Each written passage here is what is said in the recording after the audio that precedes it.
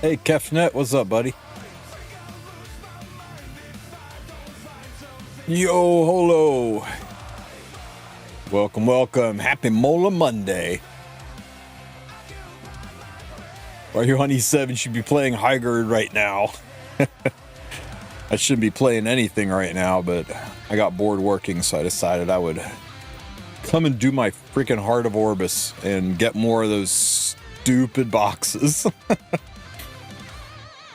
Letting your car warm up, man. I had to shut the entire business down in Charleston. They're under like a 2-inch sheet of ice right now.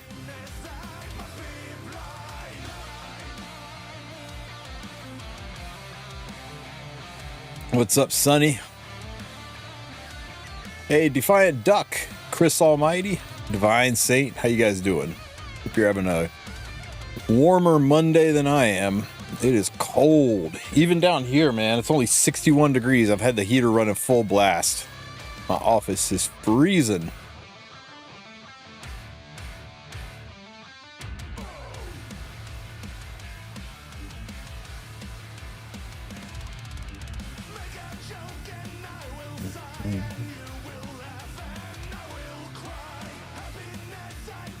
Oh, shit.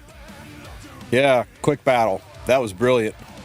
For a team that relies on soul burns. Good job, Tristen. Great way to start your arena week.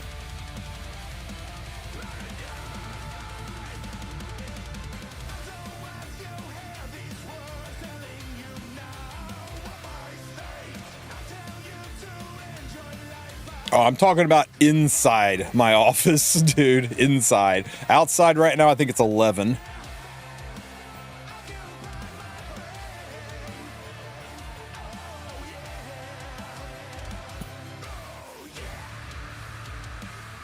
"14 feet of snow?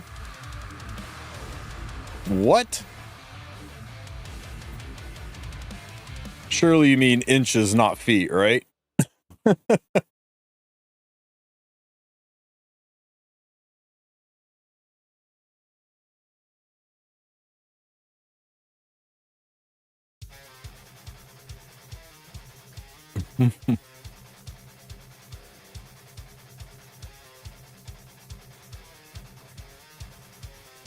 Oh my god, how long is she gonna have that immortality up? I didn't get any of my strips off.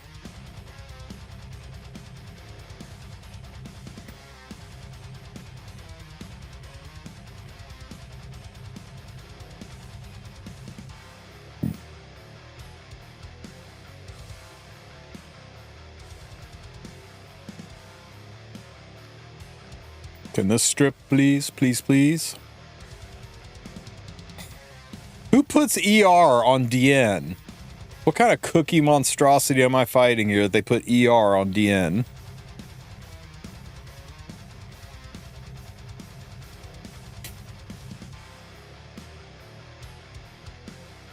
Yeah, global warming's been hard effing us. The winters are only going to get worse and the summers are only going to get worse. It's absolutely freaking brutal. It was like last year was the warmest year we've had globally, and we're supposed to be in a cooling cycle? Weird.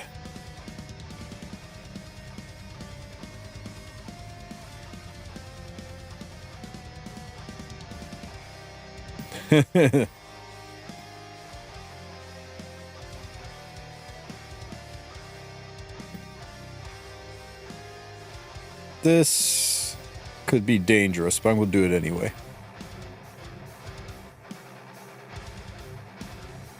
You enjoyed your 4-day weekend playing Enfield. You like it? It's been a good one for you. It seems very hot and cold. It's like it's very obvious that this game is for some people and not for some people.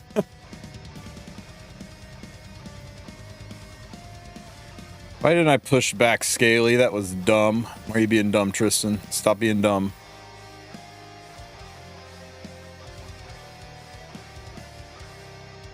Think it's been really good? I got slammed pretty hard, Spectre. It's been rough. Oh, nasty. I'll just strip that BBK because that BBK doesn't have ER. Because, of course, it doesn't. Ironically, the DN had ER, but not the BBK. You're enjoying Enfield? Awesome. The combat system looks really clean. Okay. Who gets it? Huh? Who do we want to slap around more? Do we slap around Mercedes or do we slap around Ida? Chat pick. First one to pick. Who gets smacked? Who do you want to see slapped around the most? Ida, let's go. Slap, slap, slap. Hola, Doki, ¿cómo está? 61,000 pop.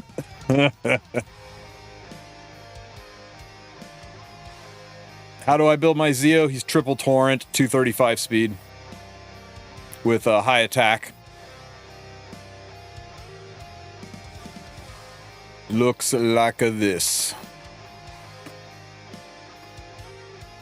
The reason, the tech behind this is the high attack combined with the triple torrent set means that if I S3 a light unit, that I will activate Closer Charles and I will activate Specimen or Ice Says, which lets me do some nasty things.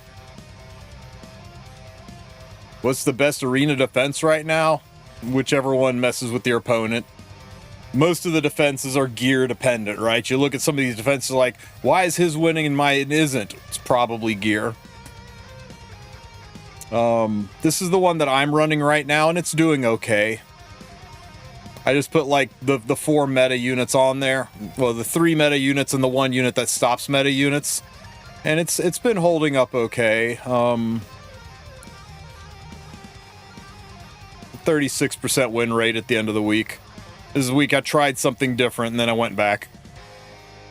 Yeah, it does okay. Easy fight.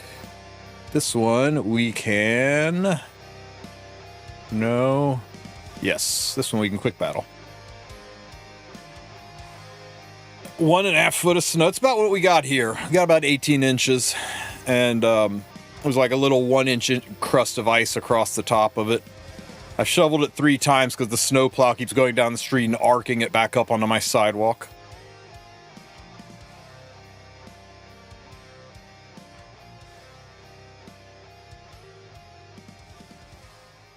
Can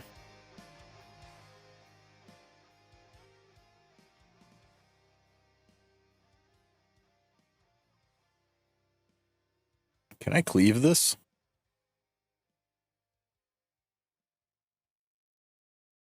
I think I can cleave this.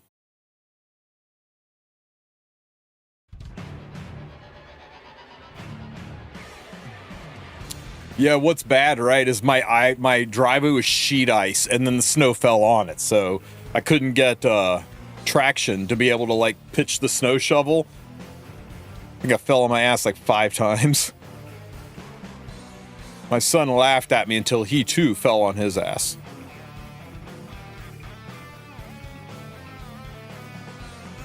Can I see your Saria build? Yes, yes, of course. Oh no! God damn it. I think this, it's... I either got serious... I either have to tweak the speed RNG or I got the wrong ARM in place. Shit. Shit, shit, shit.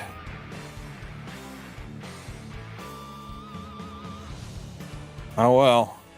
Let's put exploding weak points on there and see if there's any other chance.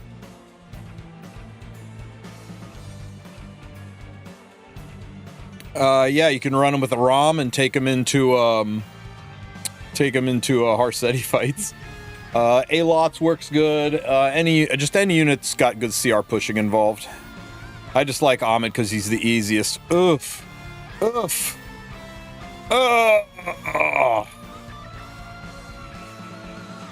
Screw your Setska team.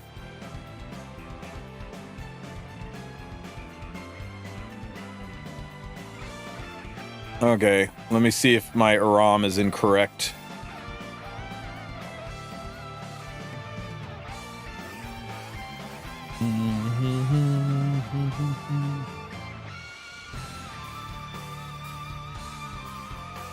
Yep, that's the wrong Aram. Oh my god, I hate this bug. Look, compact mode, but I don't have compact mode on. But Smilegate says, I don't care. You have to see it in compact mode, like it or not. You have to actually turn on, then off again. It's gotta be the most annoying bug Epic 7 has ever come out with. Okay, so it needs to be this Aram. Now things will work right. Dumb bug making us use a mode nobody likes. What else do we have here? Can we cleave this? Guys, can we cleave this? I think we can. Let's just belly-in it up a bit.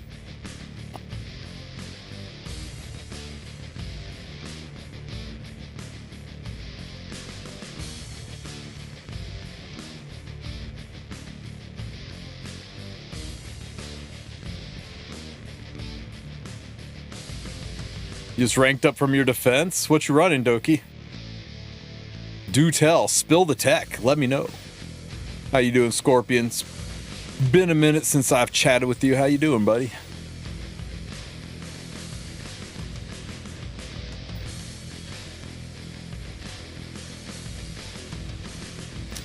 Ooh. What's going... Okay, he is going to go next. I was like, where'd my strays go? How's he not going next? I guess this.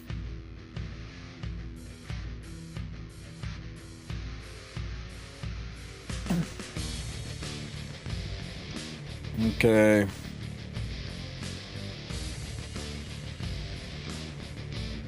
Should have run the slower, fuck. I needed to run the slow. Having the fast bellying on the team fucked me.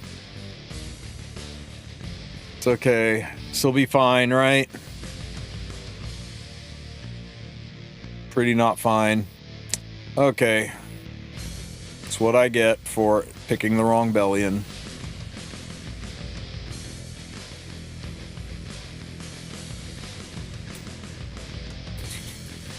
What was I thinking taking the fast belly-in?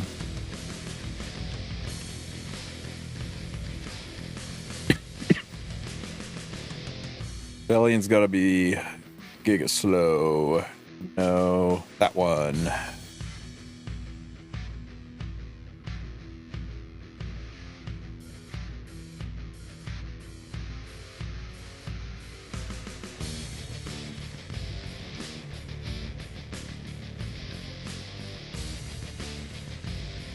This is your team, Leo? Did you just get a win? Incoming! Squish. Bye, Yoha.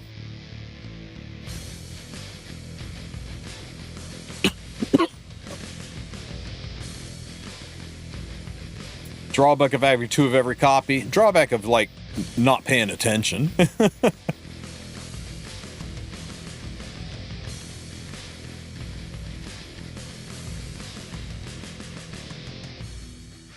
That was 114,000 damage into that, Ross. Juicy. Starting to see a lot more Harsettis on defenses now.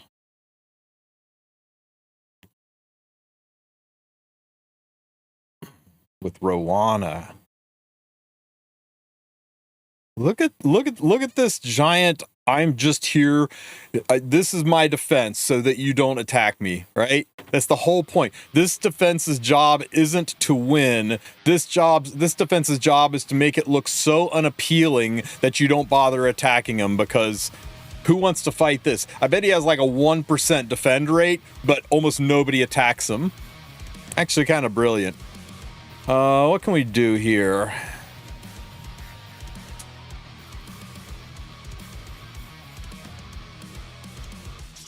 Can we Aram this? Let's see. I mean, we could just Zeo Strays it, right? There's no reason we can't just Zeo Strays this. Nobody here's fast because of Harsetti. So we drop in our Zeo. And we have Frida push strays up. And because of Frida's artifact,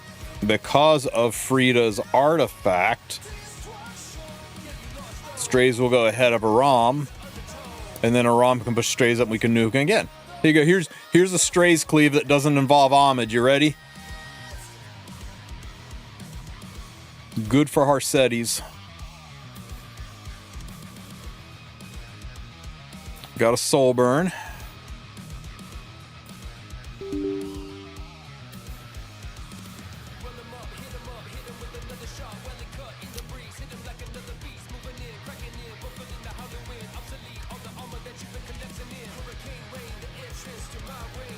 Push up. The artifact lets strays go first.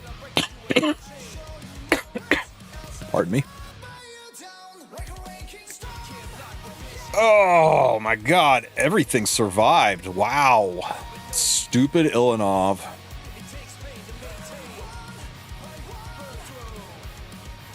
Will everything survive round 2?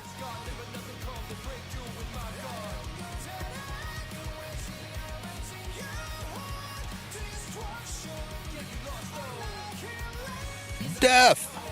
Death to all of them.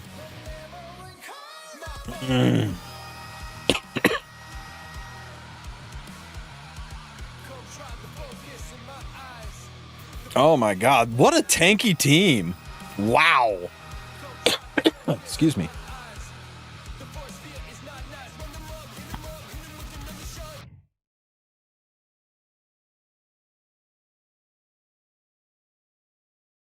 Oh shit. Where did all those debuffs come from?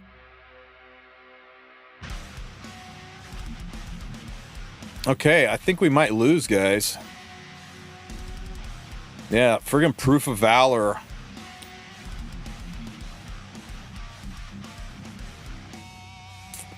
This one's gonna be a little tricky. And Touch of Rekos on the Rowana too. Ow. Let's cleanse as best we can here.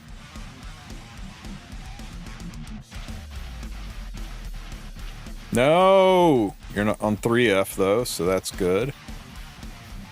If this doesn't kill that Harsetti, we're screwed, and I'm not going to kill with an attack break. Yeah. 26k Harsetti. It doesn't even look that tanky, it just is really, really tanky. What a nasty team. It's not just a don't attack me, it's that you will not cleave me. So let's cleave it.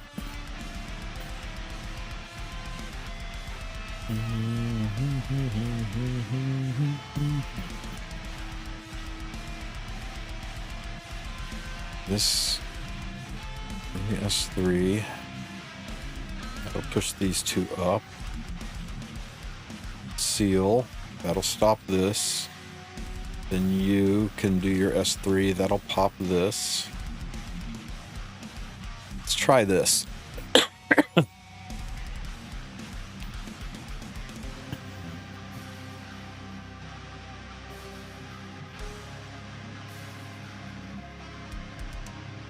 Doing okay, man.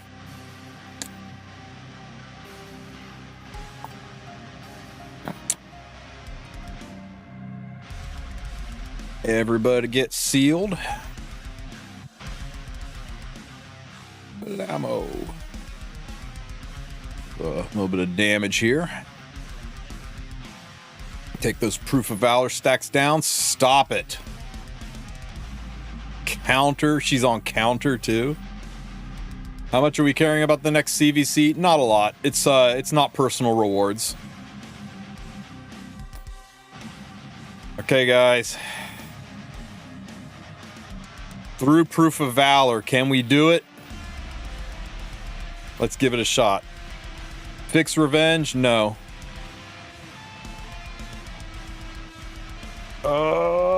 Shit! It wasn't enough. God damn it, that's disappointing. And that's a cleanse.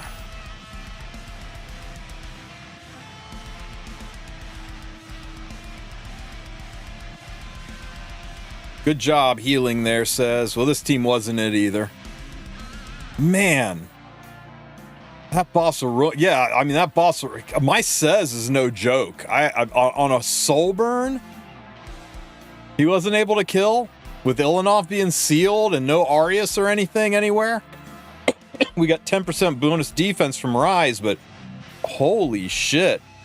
And this guy's like with the world's luckiest Abyssal Crown user. Yeah, I might have to try to build this team. I'm gonna have to try to build this team. That's pretty sick.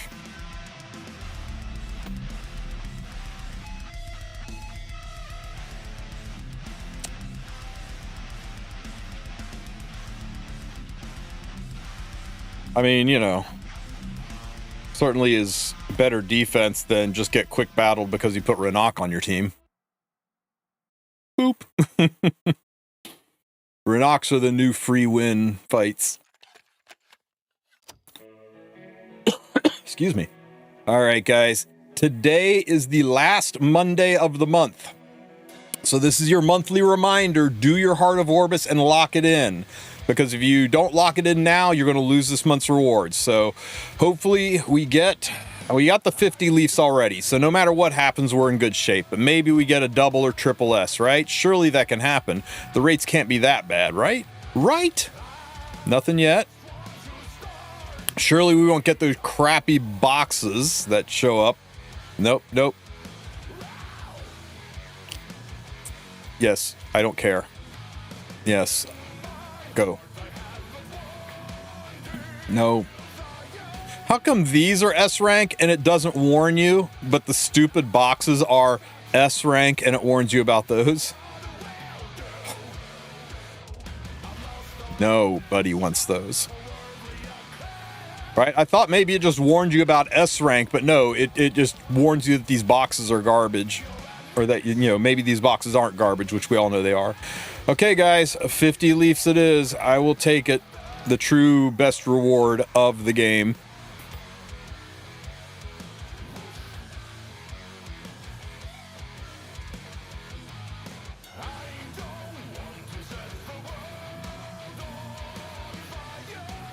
Where did it go? For those of you who haven't seen it, this sums it up so well.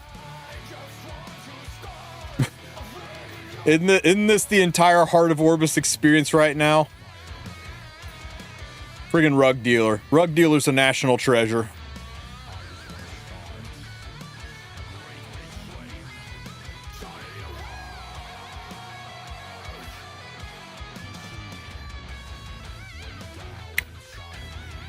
So yeah, guys, make sure you lock in your Heart of Orbis. It'll reset on Sunday the 1st.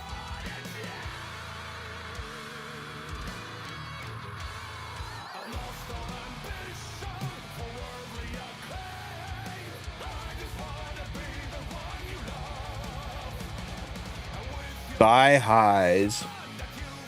Base name. Yeah, it's either the Mola or the Leafs, right? That's the only thing that you ever get from this. Unless you're one of the lucky people that gets a double or triple S reward. Even the S-ranked rewards aren't worth getting. I don't think there's a single S-rank reward that I would value over the Mola or Leafs. Yeah, I had to grab the 20 lease last month one because just nothing good showed up. Just feels like the drop rates should be better. You should be seeing more double S's. Like, I get that the triple S have to be ML5 from daily rare, but the double S rewards, we're really being that stingy with those.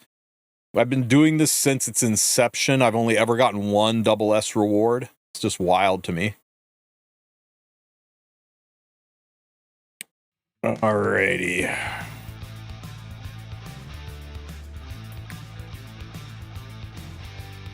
We have not yet begun to fight, literally.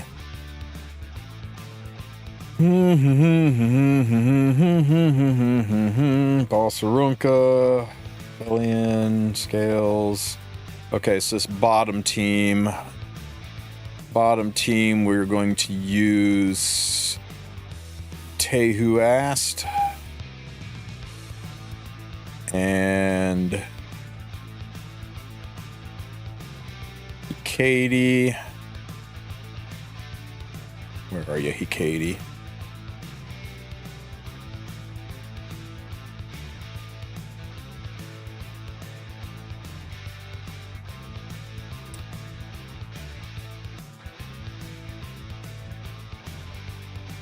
Zio burn. Push up. Burn.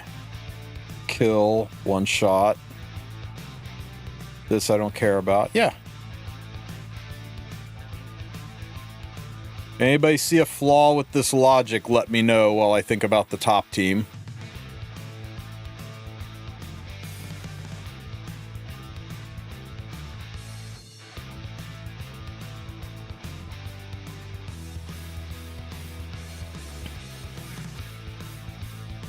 It makes that not matter.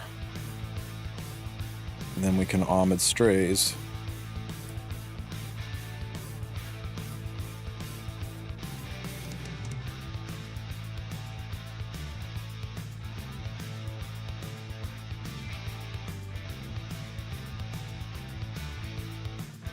And the Moon Bunny's just there for insurance policy in case my Ahmed gets cut. Yeah.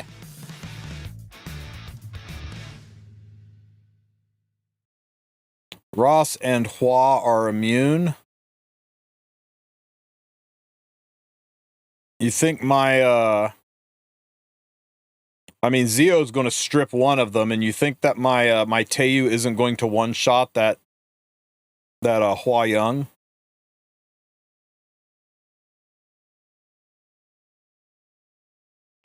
I mean, I guess I could just go into this and then have Hecate Soulburn S3 into this. Next coin shop rotation, you will find that out Wednesday morning. You always find out coin rotation the last Wednesday of the month. Got to one-shot Ras first. There's damage transfer. This will one-shot Ross and whoever else I hit. In fact, I'll probably double hit this and then just have Hecate take this out. Screw it. Let's... Ooh! Somebody stole your artifact.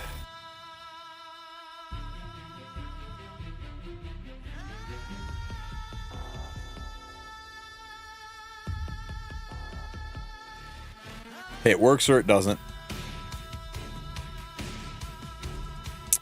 Yep, was faster. Boop.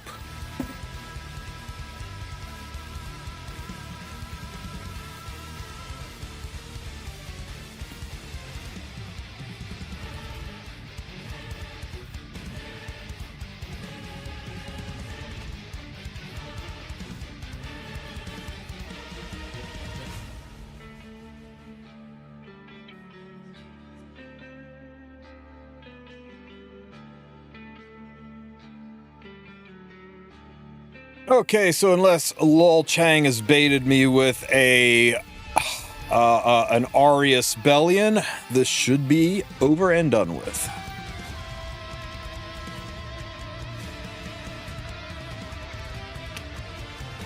Thanks for playing. Please pull through. Should have waited and got Zeo. Zeo's a fun unit, but Briar is also top notch. Okay, so we'll burn this. There's no immunity, so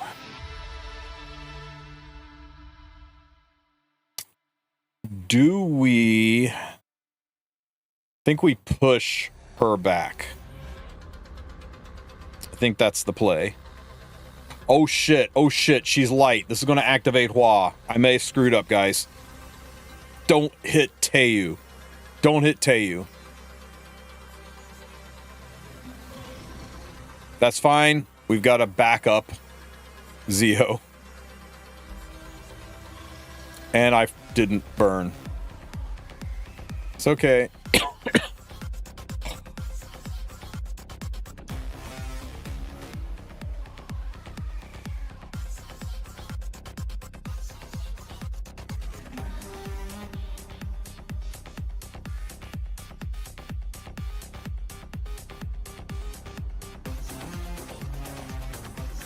It was pretty fucking far from okay.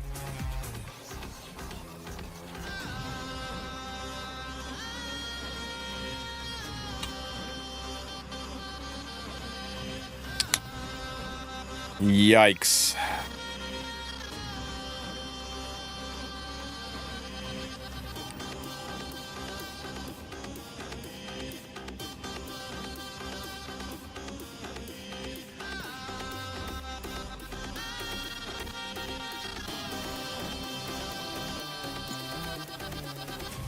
This should be fine. Yeah. As long as you do 60% damage, even if it's shared.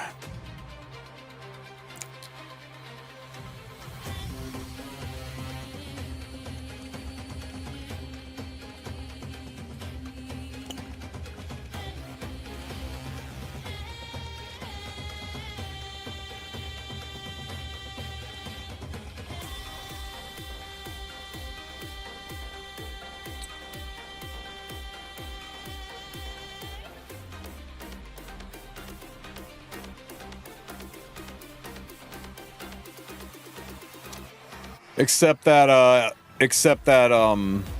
Scaly would have cut and pushed his Hua Young ahead of my Hecate, and then she would have one-shot Hecate. There wasn't a way out of that. I was watching that CR bar for that. Aki, you say? Is it really Aki's time to shine?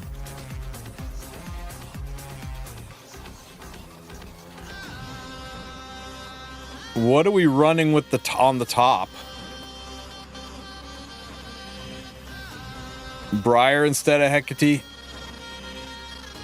Yeah, I was like, are we sure about Aki into Setsuka? Yeah. Come on, chat. We can do better than that.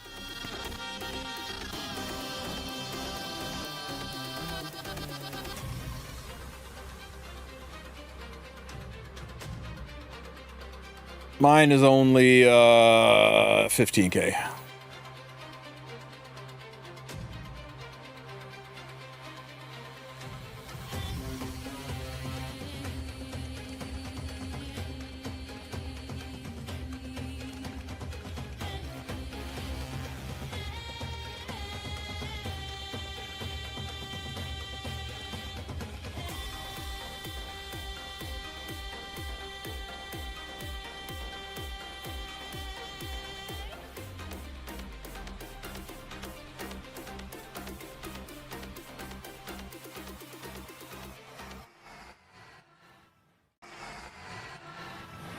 What? How is Luna Elegant Teu getting through Ross? Luna can't seal Ross, so he's just gonna come back. So we might be able to shoot through this. Oh, you know what? Let's do it. I don't know why my brain was still thinking Scales was in play.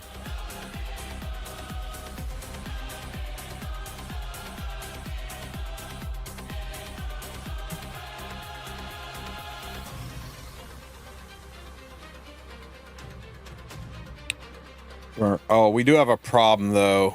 We're very close to speed RNG range, 301 versus 298. If Elagos goes first, shit goes south. I guess not really.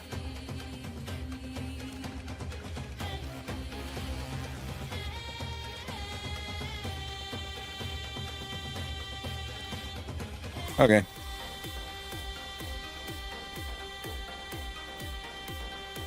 It all worked out, guys.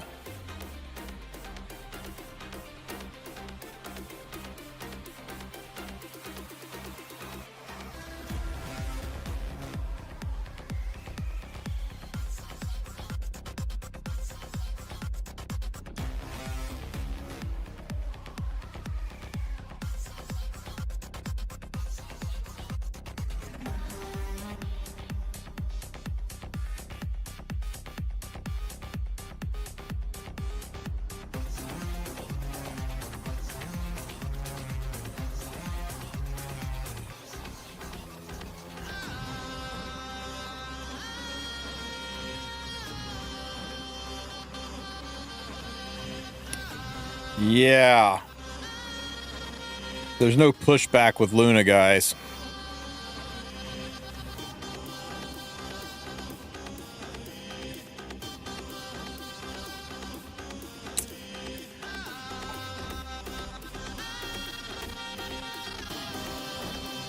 This should be fine.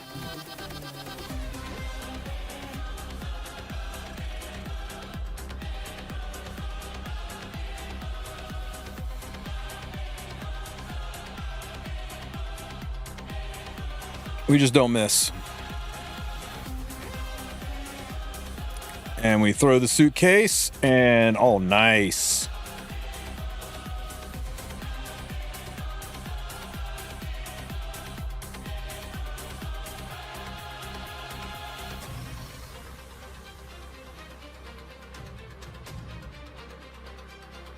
Bye, Elagos. It was fun while it lasted.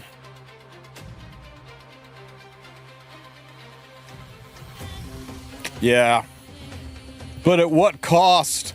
At what cost?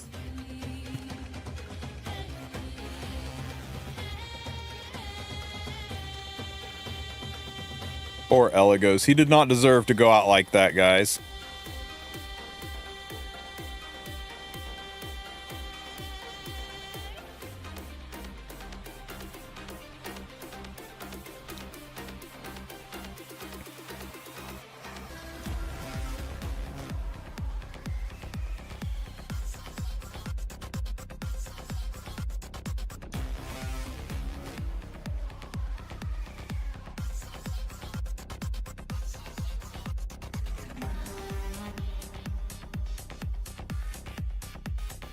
He did what he needed to do.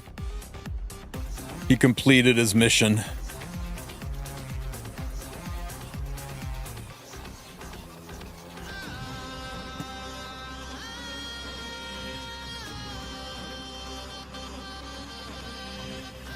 What artifact's my moon bunny on? I think she's on Doctor's Bag. Mine's fast enough, I don't need the extra push.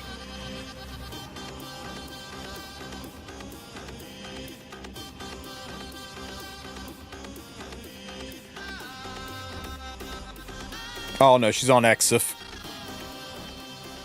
Which is basically Magahara's tome that also steals souls. So you just put her on Magahara's, or not Magahara's tome.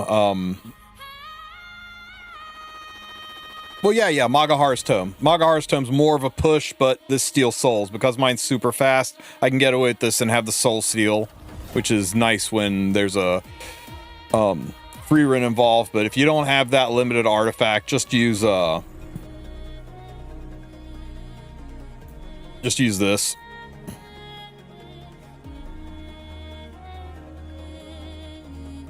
Okay.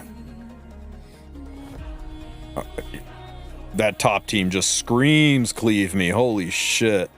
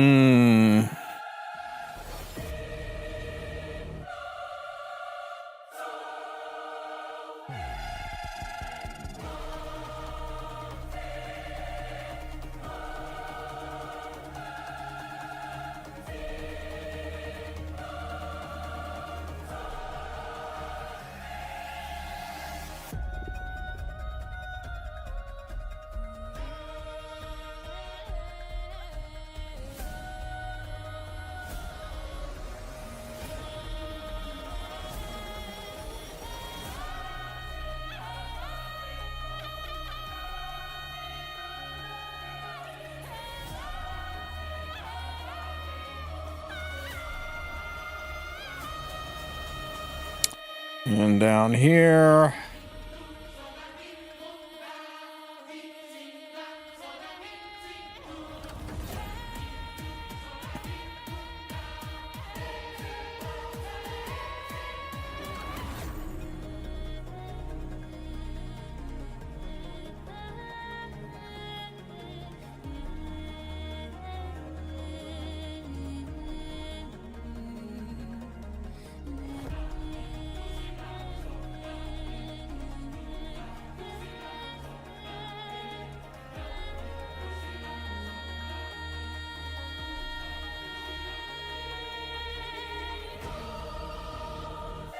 It's not enough souls to burn him, though.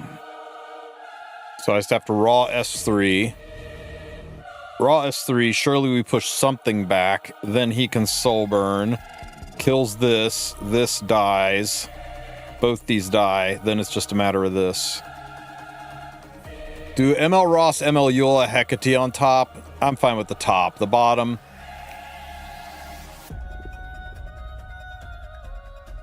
Lady Diane ML Hua. Lady Diane.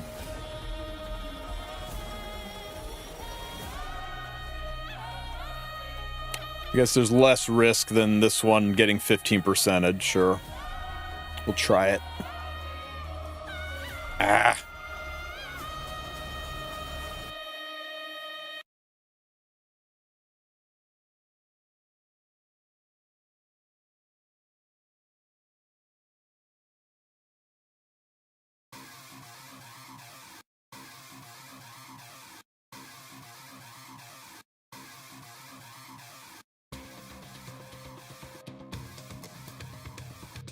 Bruiser free run tech.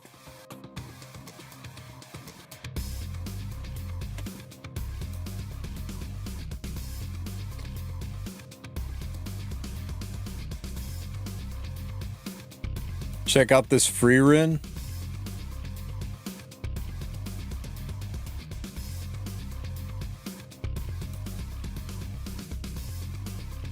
A Bruiser free run. With an over-leveled artifact. That's pretty nice. No wasted stats other than the artifact, no wasted stats. I'm not so sure about like base speed though, but with that health, you could probably pull it off. Yeah, it's a nasty piece of work.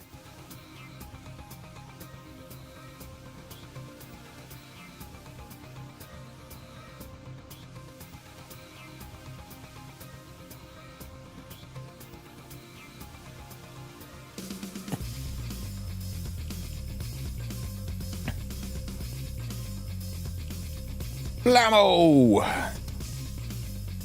Oh no, not my skill null. Bye, Ruel.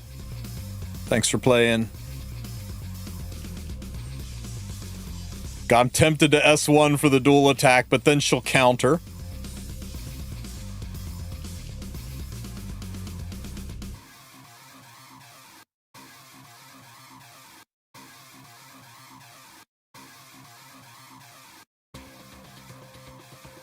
It's okay, she did her job. Pop, pop, pop. And a dual attack.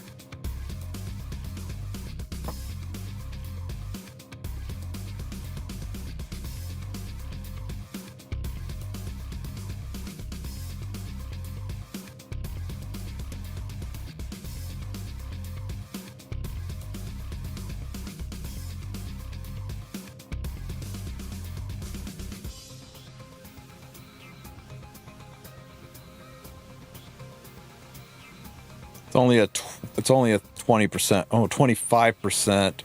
So she'll go up to 98%. She should still stay in front and be able to S3, which means she's going to cleanse it off.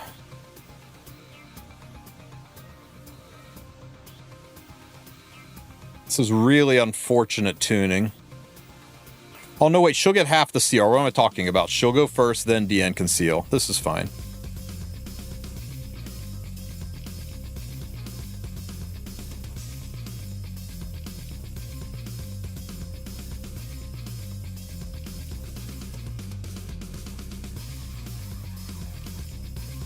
Okay, Superhuman Ross coming up.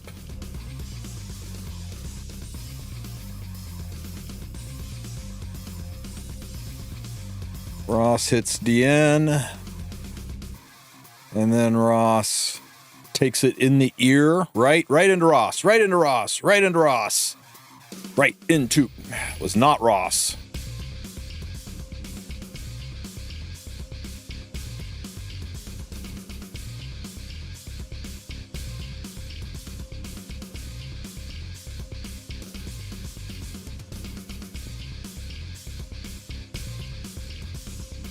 Now I want to save the soul burn for our sit on me.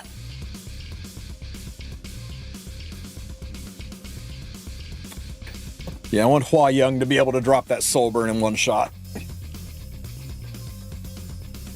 Like this.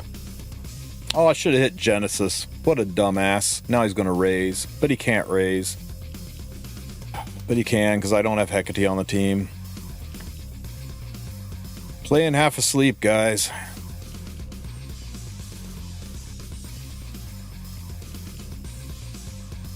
Dual attack. Oh, I should have burned. Pushed DN up. Oh, well. Ow.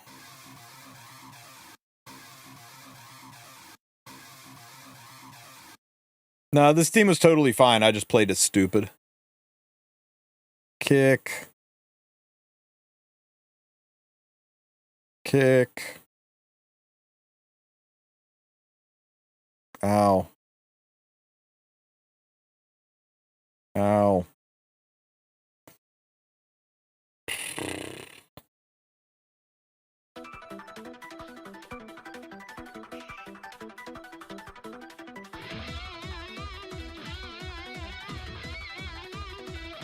One turn away.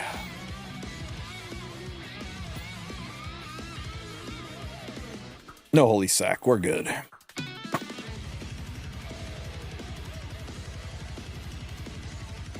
How's it hanging? Right down the middle.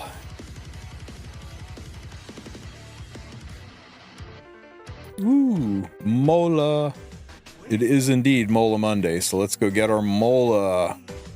I keep losing my mouse cursor in the snowdrift.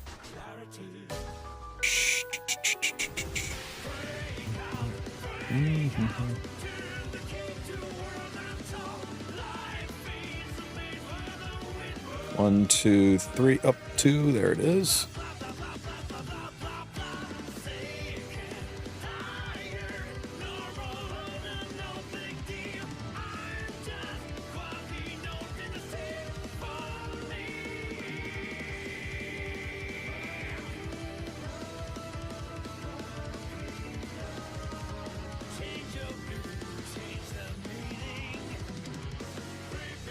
What's up, Information Mimic?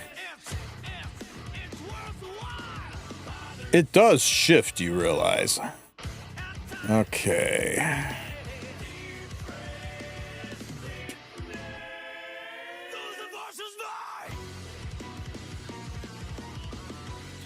So yeah, you can see it says 5 days and 8 hours. So you have roughly 5 days, a little under 5 days, like 4 days and 12 hours before you see who's going to replace it. They always let you know last minute. You never get advance notice on that.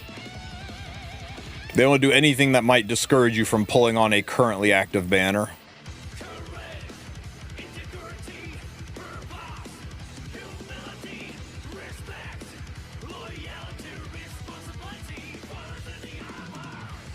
Oh, we're almost to a new piece of gear, guys.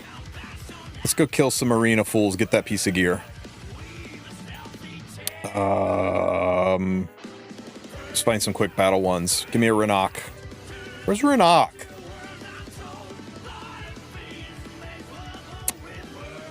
Can I quick battle this one?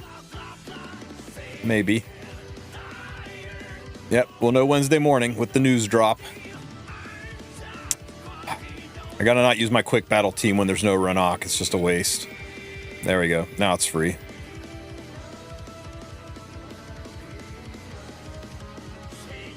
Well, somebody asked what how Saria was built, and I totally said I'll show you, and then forgot all about it. So this is my Saria.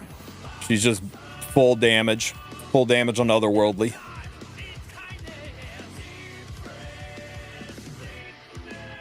Pretty straightforward.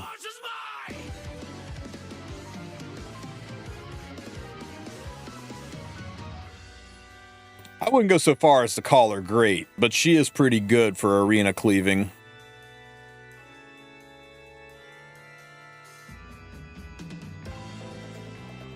Friggin' combined with Moon Bunny, she's just disgusting.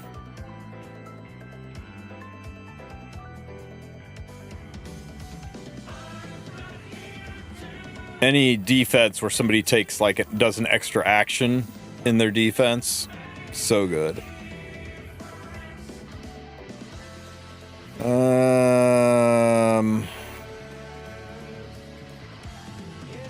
Let's just cleave this.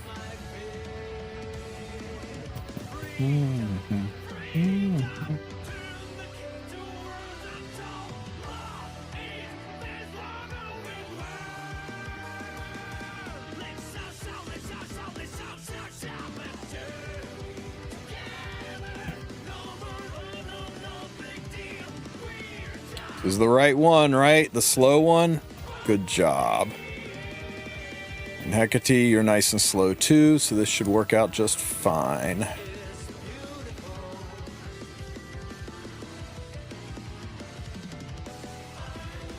Moon Bunny from extra turns. But yeah, that's what powers up Saria too.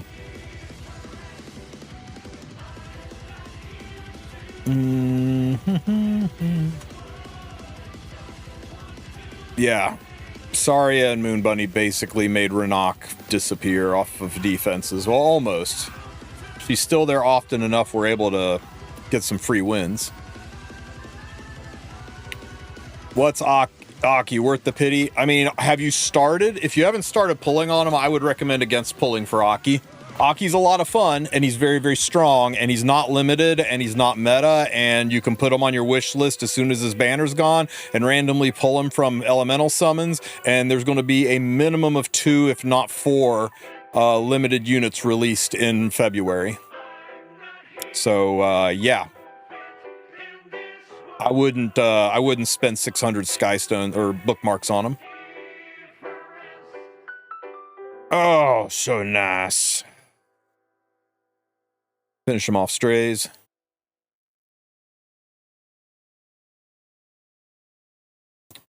For limited, we're going to have a We're going to have a Tori rerun, right? Clearly they'll rerun Tori. She came out over Lunar New Year last year. Very likely we will get Biblis because being, JFam pointed out to me, being a perfumer, she is a shoo-in for the Valentine's Day limited unit. And then we have Lunar New Year, and Lunar New Year is, the year of the fire horse. So at very least we'll have a Lunar New Year themed unit too. So there's 3. We're still really overdue for a custom group summon banner. So yeah, 3 to 4, I think, easily. 2 in early February and 1 in late. Is Tori worth it? Not really. She was really good back in the day, but she's kind of in a weird spot right now. If you're 2 away from pity, then yeah, he's worth the pity. I mean, get him. If you've already invested, if you invested more than 300 bookmarks into him, finish him off, because pities don't carry over.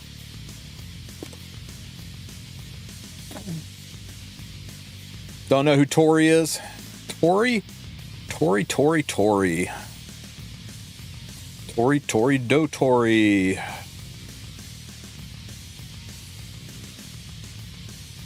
Tori! That's Tori. She's the year of the rabbit Lunar New Year girl. Notice the bunny ears? Yeah, I don't know if she'll get buffed, French boy, but she's very likely to get an exclusive equipment. If you see anything in Tuesday or Wednesday's update about an exclusive equipment for Tori, you know she's getting a rerun within 2 weeks.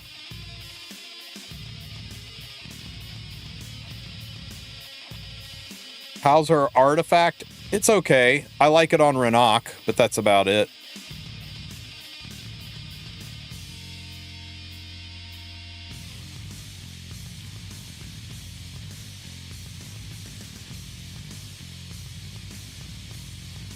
I did not expect to lose that.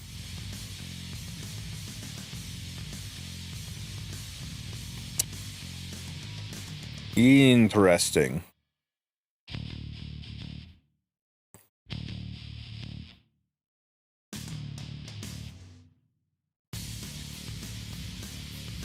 Does thing. Activates thing. Can't do thing.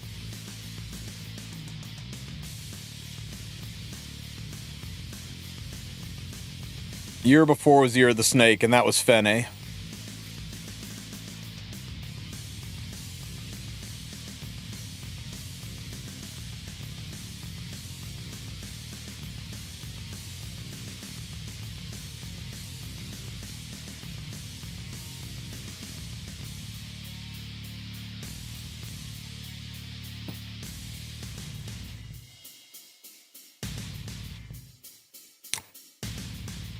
There it is right there.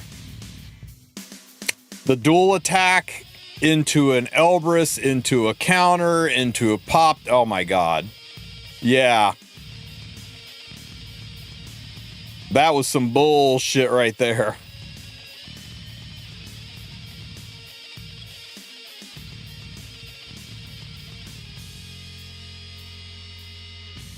Surely it won't happen twice in a row, right? Maybe it will. All right, that's good enough to get the armor, or what is that? Necklace? Ugh, God, attack and HP on the same piece. I freaking hate it. That's an attack set. I don't even know why I care. Why do I even care? It's a attack set. Nobody's using this stuff. Okay. Speed or dumpster? Speed or dumpster? Speed or dumpster?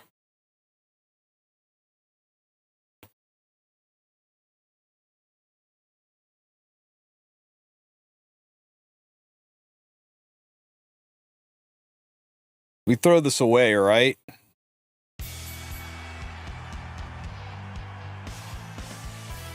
No, it's if it hits HP again, it's definitely going in the dumpster. It has to hit attack. If it doesn't hit attack or speed, it's over. It's got to hit high attack or speed.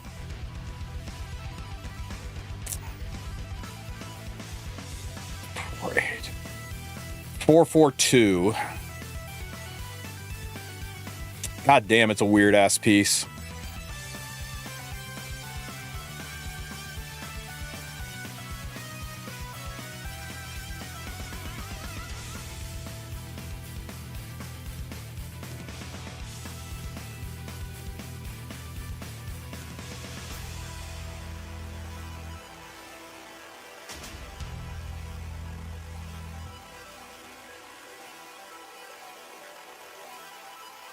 Holy shit, how many versions of Fribbles opened?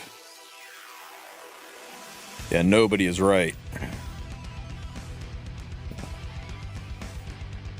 Necklace attack.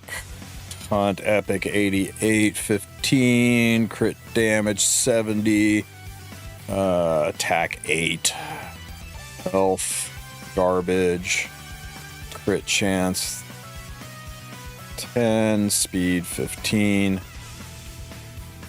Yeah, it really isn't usable on anybody. Still a nice roll. It's not, though. I mean, you may as well say, this is a good ring because it's 108 gear score, when it's objectively not. This is like, the only reason I haven't sold this is because it's really nice on Trial of Constellation units for boosting stats. Every time I show this, there's somebody in chat's like, oh, if you don't want that, give it to me. I'm like, name a unit who would use this. I'll wait.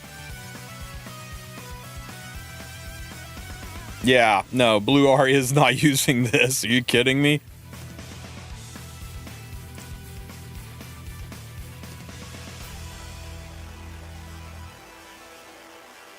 You don't want speed on Blue Aria, dude. Way too fast. Nah, I don't think so, man. Maybe. Maybe. Yeah, Fire Corvus, let's go.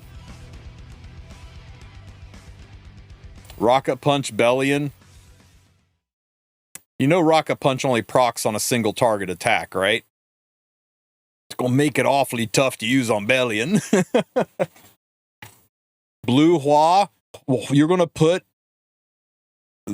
no attack. Oh, Blue Hua, sorry. You said that and my brain immediately went to the redhead. Weird how that works. Anyway, I guess what I'm saying is that this is also garbage. It'll find a place on some PvE unit somewhere. The gear score is low, the stat spread is weird, having a crit damage on an attack neck is... If this was an attack main neck, suddenly this would have use on like Fire Hua Young or somebody.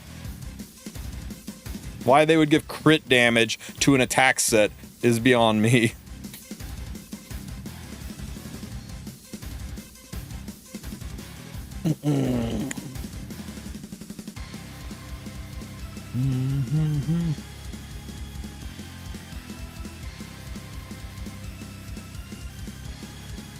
Cookie cheated in ratio last night. Check his notepad. See that notepad, Cookie?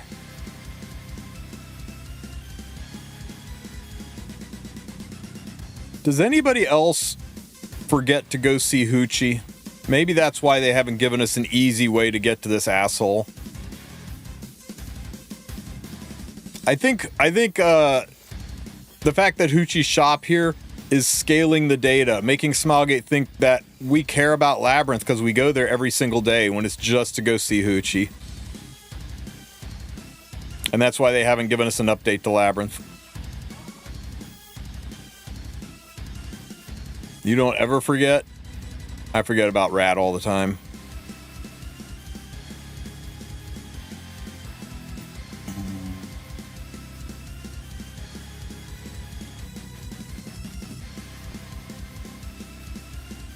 Still have the buff up, right? Right. Nope.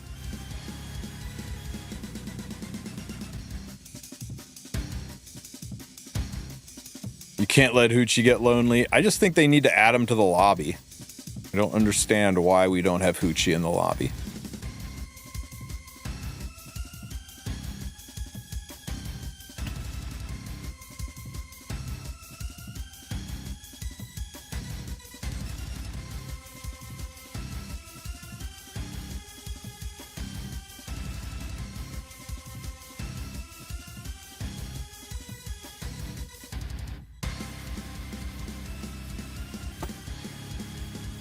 Scam shop Hoochie needs a special place. Dude, you click little boxes in the corner and there's a spot right in the corner where they can put Hoochie's shop. I just don't get it.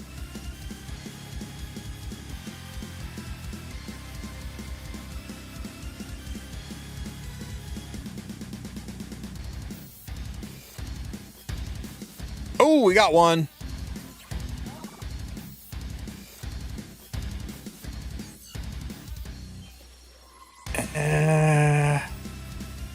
No speed makes it weird, but maybe. Still roll it. Aww. Okay, we got two that have potential. The rest are trash. Garbage, son. Get off my screen.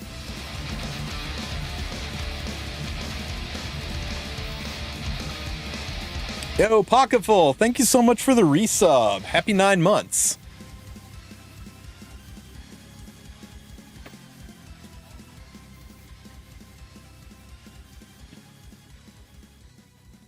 Did you see the speed boots last night, Cookie? Full disclosure, these aren't mine. And you can tell they aren't mine because if they were mine, I would still be like in the corner hugging my knees crying. Yeah, you guys, cover your children's eyes. This is not a sight for a sober man.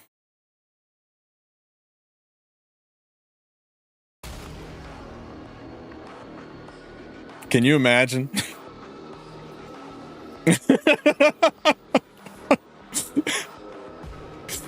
Oh my God.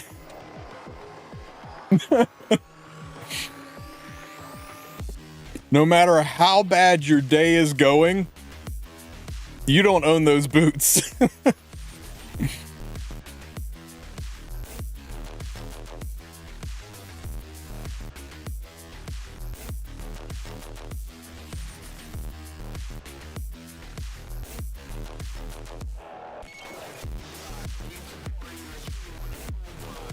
Hell yeah. Hell yeah. We dodged all the shit stats. Oh, that's nice.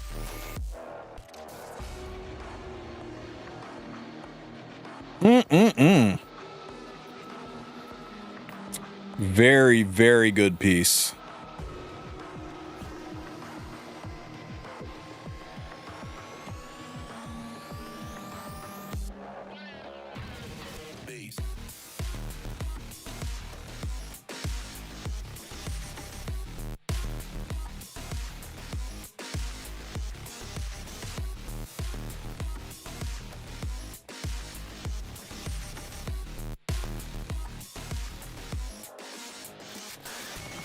We like it.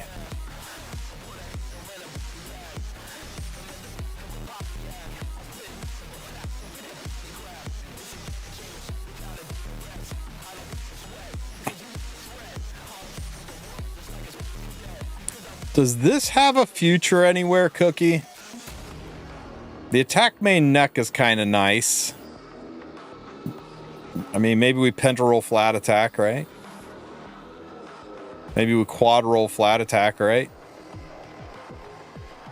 Maybe we stop rolling it and use this somewhere else.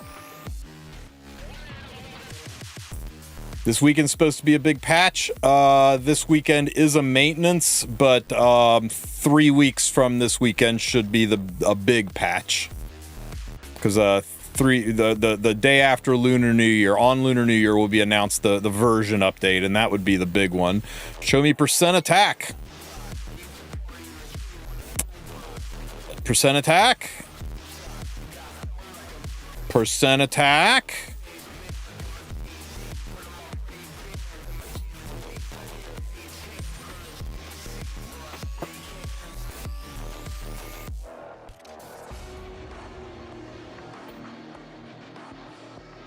It's a flat ring with percent main. It's better than a percent attack with a flat main, Divine. I think right now it's the same, but if we hit attack one more time, it's better.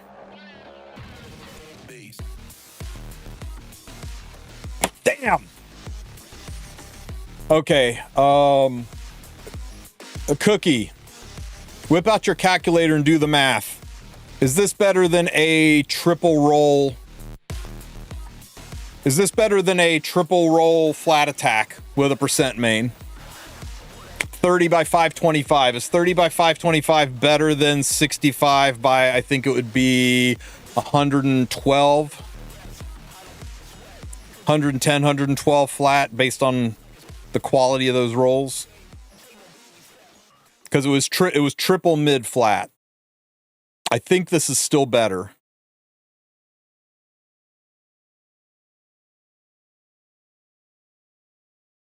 Because that's worth about 45% attack. So we've got 75% attack combined, whereas before 8 or 9, I think it's about the same. It's got to be real fucking close.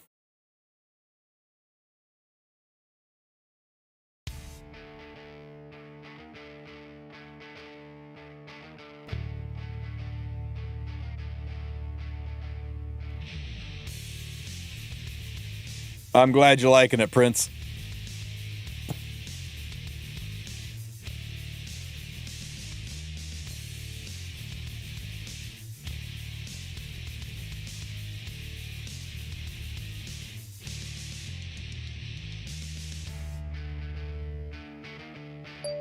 There's no way that's 175 flat attack, though.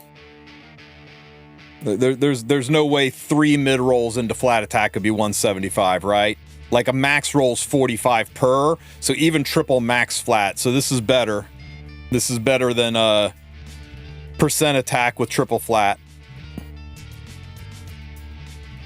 See? Who said flat attack main's bad? That's crazy talk. As long as you get lucky and triple roll your percent, you're good.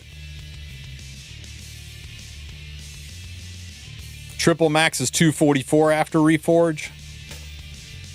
But what's mid? So it's about the same, because the triple mid would only be around like what? 30, 60, 90, and then you reforge it up to maybe minimum is 168. Okay, so it's kind of like right there in the... It's not that different.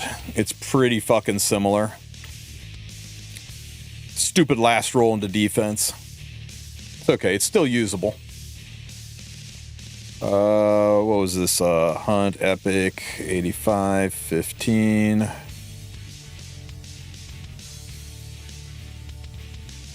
Attack, 500. Effect res, 12. Crit damage, 6. Defense, 14. Percent attack, 25.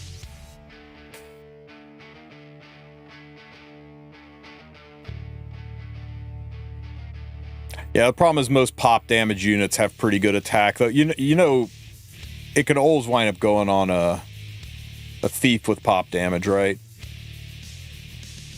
This is the goal, Divine. This is what you're looking for.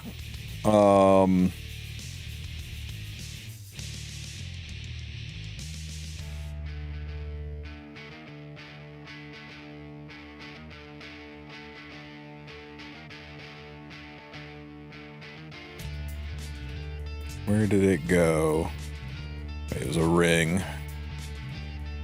Thought it was a ring. Was it a neck? Boots?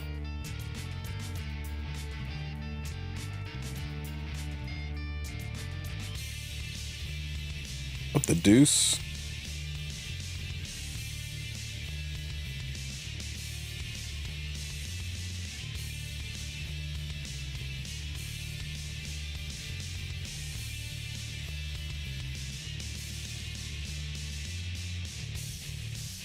Okay, now I'm hella confused. Hang on. I'll find it.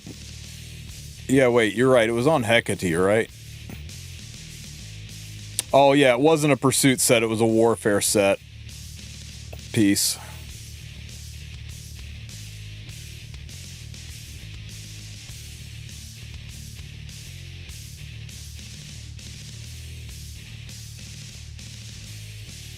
Yeah, here, see?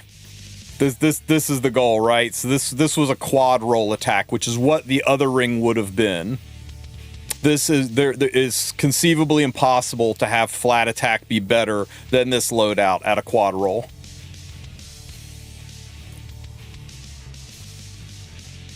But it's only viable if you quad roll or very high triple roll.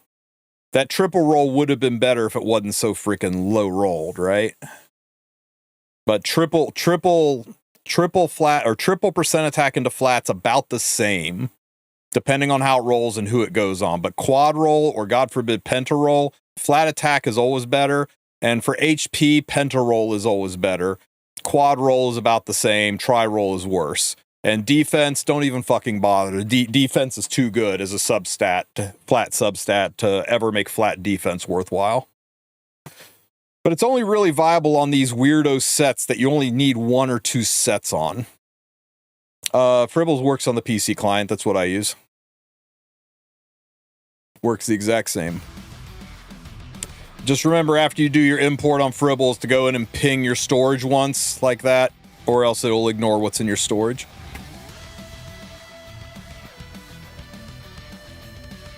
Detonating bleeds and birds is dot damage, not pop damage. I know it seems a little weird, but detonations are direct damage. They're not considered additional damage. They're activating the dot skill and doing dot damage. So yeah, nothing that has to do with burns, bleeds, bombs, any of this stuff is affected by pursuit set. Otherwise, it would be the most damn important set in the game.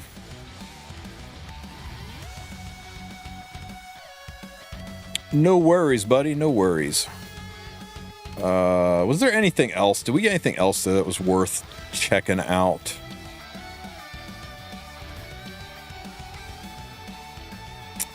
That's dead. That's dead. This is dead. And this... I'm not going to be the guy with 28 speed boots. We're just going to sell all that stuff.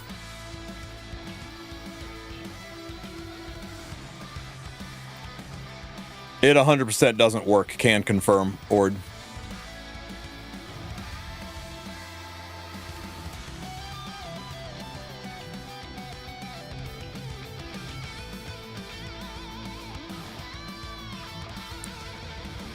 Detonate takes the damage that should have happened at the end of the turn, doubled if there's like 2 burns and both are detonating. Whatever that damage is takes that damage and then increases it by 50%. So like if you were going to take 1,000 damage from a 2-turn burn, instead of being 1,000 damage, you'll take 3,000 damage. You'll get both 1,000s and then 50% more from the pop damage. It's what makes detonation so devastating, and it's why I'm blown the fuck away that Smilegate, after they realized bombs were too devastating with the detonate, with the 50% extra damage rule, that they went ahead and basically put bombs back in with a 50% damage boosting rule by allowing you to detonate them. It makes Pirate Captain Flan basically a cleave unit. If that warfare rule pops up, you lock her in on 3 and just ruin the enemy. It's legitimately stupid.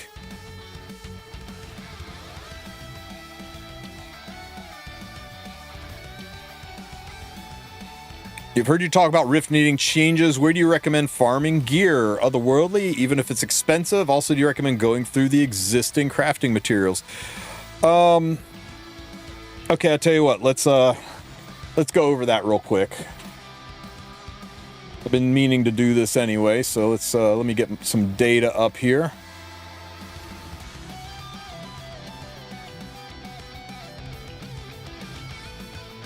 Oh, we got another one.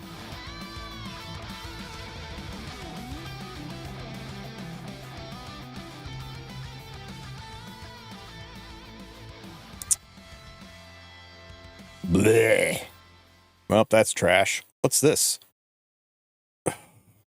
That's trash. Speed check at best.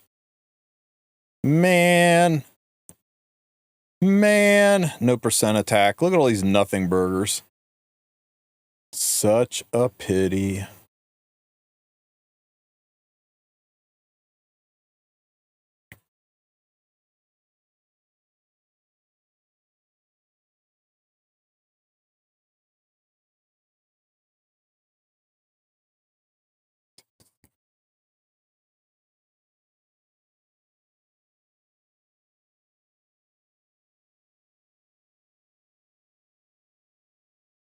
Hang on one second, I'm doing math.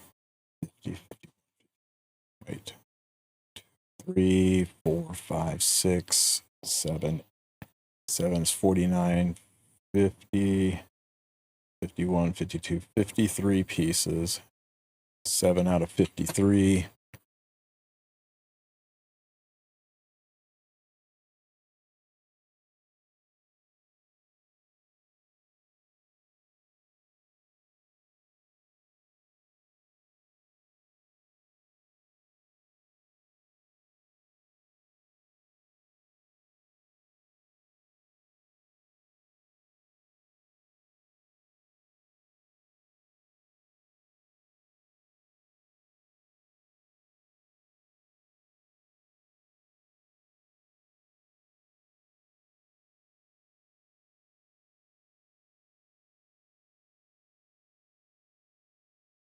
That's what I was looking for. Okay. Sorry, where were we? So you want to play Detonation Cleave? Okay, first of all, warfare rules only apply if you're champion or higher in RTA. So if you don't plan to fight your way into champion RTA, don't even give a shit about it. Who uses Karena anymore? Very few people. Do we keep the shadow coins on reset? Yes. I don't think you... Yeah, because you even kept them between seasons, so yes. What's the highest speed roll you can get on a set? If you do 4 4s into a 4, you will get 27 speed after upgrade. It is possible, I'm sorry, if you do 4 4s, 5 4s into a 4, you will get a 28 speeder. It is possible to get a 5 speed. It has happened. I know 2 people that have one. Mazneron's got a 29 speeder, and there was another one out there. I've seen screenshots of 30 on Asia server, but I can't confirm them because any screenshot can be doctored. But those other ones, those 29 speeders, I've seen them live, but they're very, very uncommon. But 28 speed is the theoretical possible 5 4s into a 4 base, and then you reforge it. The crafting mats, I haven't been bothering with it because using crafting mats is so gold intensive, and I'm always in trouble for gold more than I am for gear. I think at an early level play, that's fine. Okay, so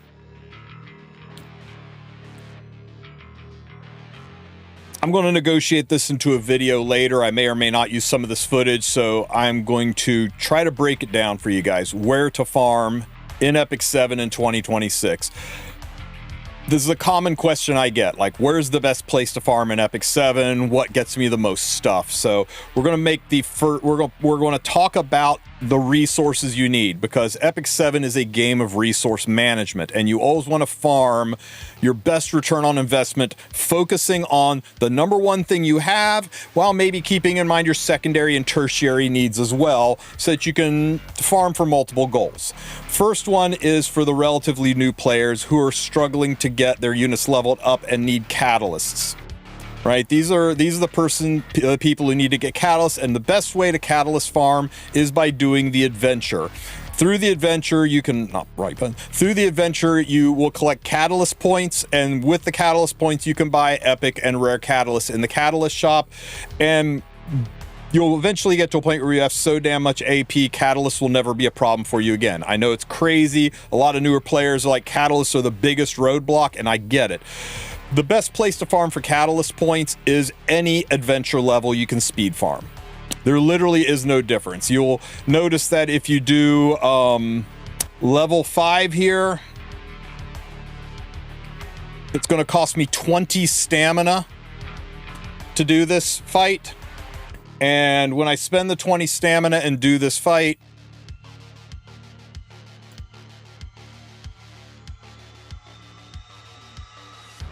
didn't show it here.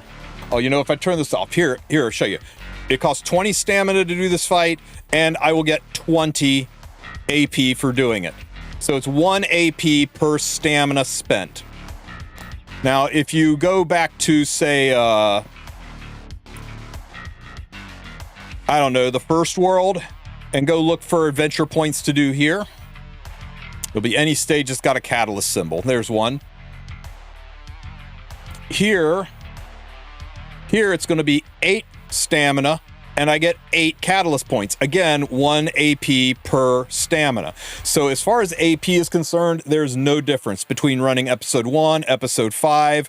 So you need to focus on your best return on investment. If you need gold, then you would want to farm episode 5. If you're working on friendship leveling multiple units, well, then episode 1's a lot easier to do because you can do it quickly. If you're trying to get it as fast as possible, yeah, you could maybe spam this a little faster, but you're going to have to do 3 runs to get the AP that you could get from 1 run of adventure. Now, that's 3 runs worth of friendship points versus 1 run worth of friendship points, but you will get more gold. So that's what I was talking about, the tertiary and secondary needs. Do you need friendship points more? Do you need gold more? Do you need the chance for these proofs of courage to drop more often? You want more of these?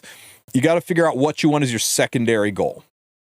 And as far as the catalyst drops go, if you are starved for catalysts, you can look around and chase for episodes that literally just drop the catalysts that you need. Like maybe you need rare night catalysts versus, I don't know,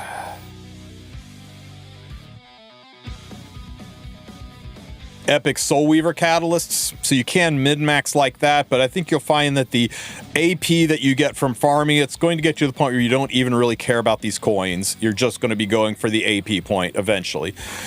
So that's it for AP farming. Now let's talk about raw gold farming. You need gold. You don't need anything else. You need gold.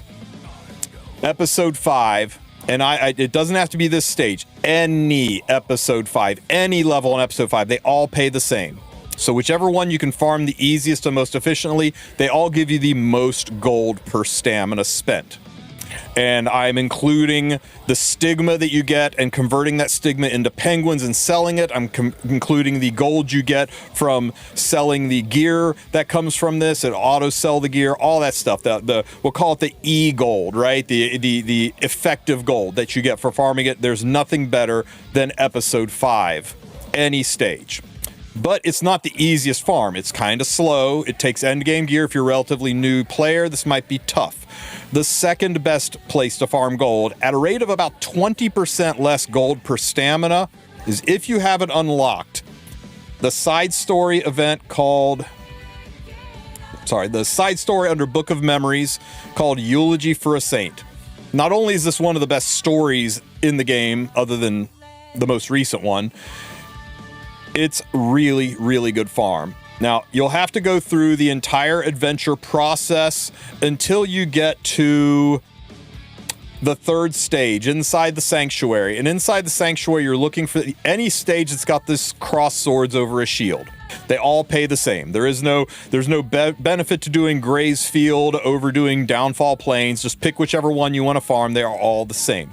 Now, what makes this so good of a farm is you can take 3 ungeared friendship units and a relatively piss-poor geared free spirit Tieria in the fight, and you can run the fight because Tieria will just mulch through it. Now, what makes this stage so good is you notice in the upper left-hand corner, there are 5 stages.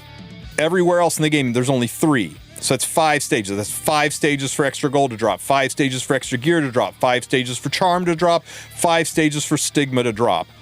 And it's wicked fast, and you can friendship farm, making this one of the best new player farms in the game currently.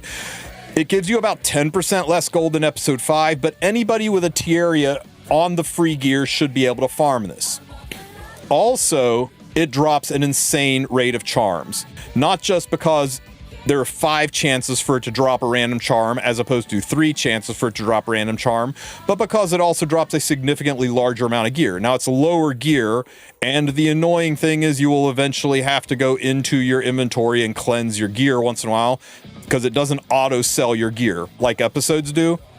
But this is about 50% more charms than episode 5. So if you care about gold, episode 5 better.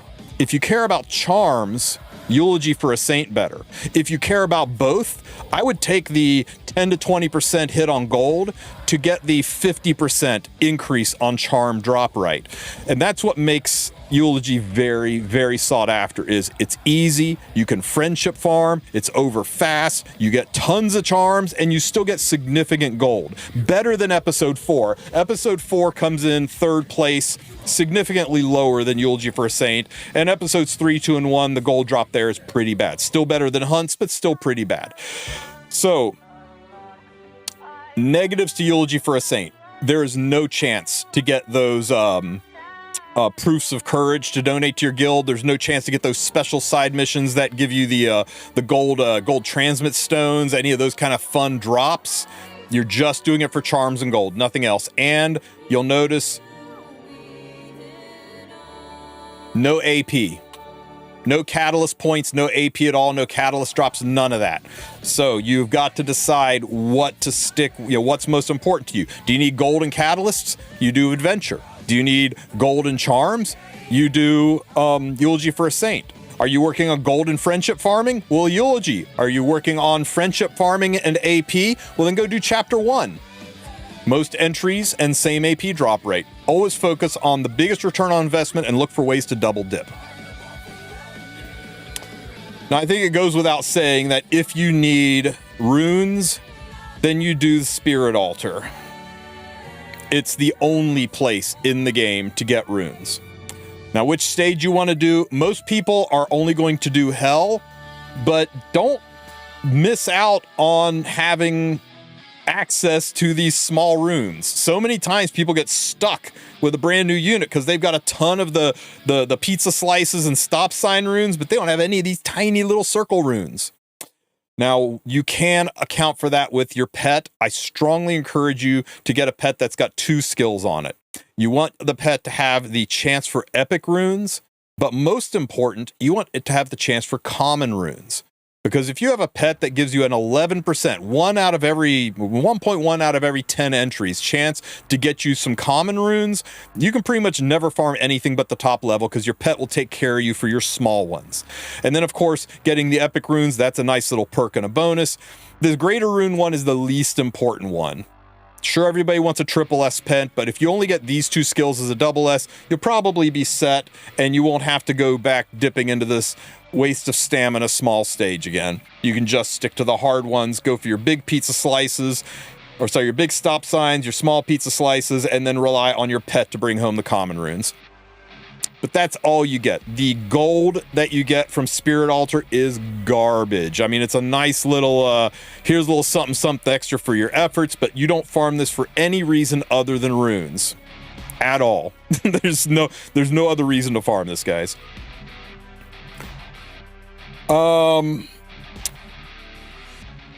Now that we've talked about gold and we've talked about charms and we've talked about runes and friendship farm, covered all that, now's the big question: where do you farm for gear? Well, there's the Ogre Armory, and this is one of those things where I'm not entirely sure why we have an easy, normal, or even a hard stage. Pretty much by day 2, everybody's aged out of this, and I hope that Epic 7 revamps this in such a way to make it into a charm farm or something useful. But if you can do any other gear source, Rift, Hunt, Otherworldly, anything other than this, stay the hell away from this. It is not worth your stamina. You just do it to get immersed into the game and you know, your first couple of days in. Next, we're going to talk about hunts. Now, there are 4 tiers of hunts. There's normal, which nobody should ever do unless it's to complete a mission, an Orbis guide mission. There's hard, which nobody should ever do. And then there is hell. And then there is otherworldly. Couple of things to know on the difference between hell and otherworldly. For hell, you will get lower quality gear, and you will get, and it takes a lot longer to farm it. You do have the option for quick battling, which is nice if you're trying to burn through your quick battles and get stuff quickly. But the main reason people are still attracted to farming hell hunts is because it does have, albeit small, a chance to drop mystics and a chance to drop bookmarks. And some powder. It's tiny, guys. It is a drop in the bucket. You could probably farm hunts all year and maybe get enough mystics to still not quite have enough to pull an ML5, forsaking everything else. But you know what? If you're ready and the banner's going away, there are worse things you could do with your life than try to get the last little bit from here. Some people swear by it. I don't think the bookmarks and mystics drop rate is high enough to be worth farming such a crappy exchange rate. Plus, this is we'll call it a gold negative farm, because the majority of the gear you get from here is not very good. Here, I'll show you. We'll do a single one.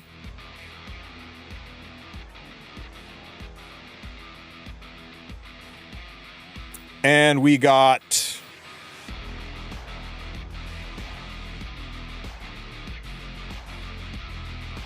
did we just get no gear?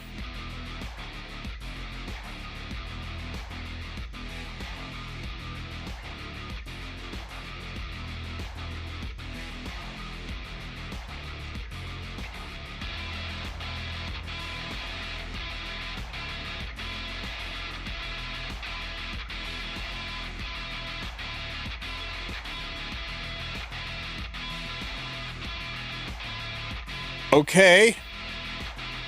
Third verse, same as the first and second. Oh my God, we got gear. And it was crit set. And it was epic.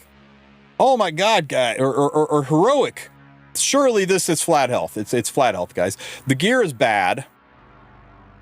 And mostly you're doing this in order to get catalyst, in order to get crafting mats that you can then take to the workshop and spend these crafting mats, of which I have damn near 100,000 of, so that you can craft gear in the hopes that you get something good. There's blue gear in there that nobody wants. Most of the gear is bad, and that cost 270,000 gold to craft this gear, which if I sell all of it only nets me half of that money back. God forbid if I want to actually try to level a piece, if I want to try to, roll one of these, and we'll spend a lot more gold. So it's very gear negative. You don't get a lot of gold from farming the hunt. The gear is low quality. The gear that you get, most of it you have to craft. You have to spend gold on getting it. So this is a very expensive way to get your gear. It's lower quality gear, and it costs a lot to even get it. I would only recommend doing this for new players who are transitioning between doing the Ogre Armory on their way to Otherworldly and even Rift. Get my gold back. So, as far as stamina and gold value per gear that you get, this is the worst. No, sorry. Ogre's Armory is the worst. This is the second worst place to farm gear. But some people are going to swear by it because they really need their mystics. But that's not farming for gear. That's farming for mystics. And you would be better served just refreshing the secret shop. That's another story. So, not a huge fan of hell hunts. But otherworldly hunts, however. Now, otherworldly hunts are a little trickier. They use these cores, which are expensive. They cost leaves. But in one run... Again, no quick battles, so it's a little slower with the quick battle angle. But one run of Otherworldly... Let's let this finish off here.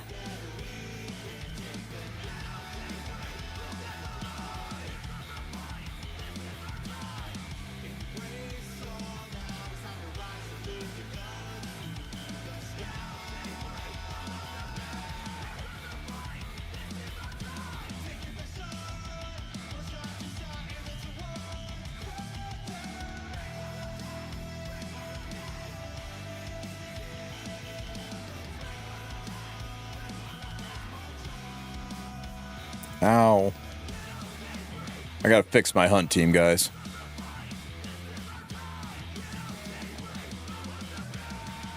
Okay, so the nice thing about Otherworldly is one entry, and you basically get 6 runs worth of hunts. Now, you'll notice there's no chance for mystics. There's no chance for bookmarks. And you can't quick battle it, but there's no blue gear. And that's a huge upgrade to not have to deal with blue gear. There's also no crafting mats, so you don't have to worry about wasting gold crafting the gear. You get all your gear from the drops. So it's a lot more gold positive. You'll struggle less with the gold from leveling your gear. And the higher quality gear gives you a better chance to get something good. Like this. This is going to be amazing. You guys watch. My first 27-piece speed of gear right here. Show me a 27 speed banger. Let's go. Oh, that's the way it works, isn't it? Every time. So, Otherworldly Hunt gives you much higher quality gear, and although you have no chance for mystics, you do have a chance for the gear to be in a category called Otherworldly. And all Otherworldly gear is a special effect that's given to normal 85 gear, and you can identify it by this blue haze.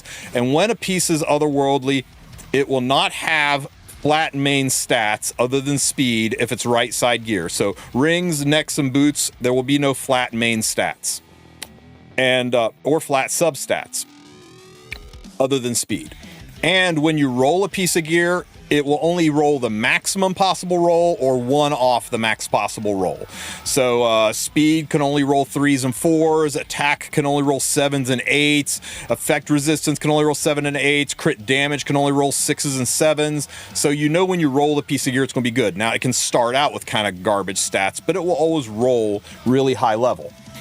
This is the only place to get otherworldly quality gear is by doing the otherworldly hunts, or of course the special otherworldly breach event if you're looking for the new gear. By far and away, this is the best gear per stamina spent. There is no better place to get it.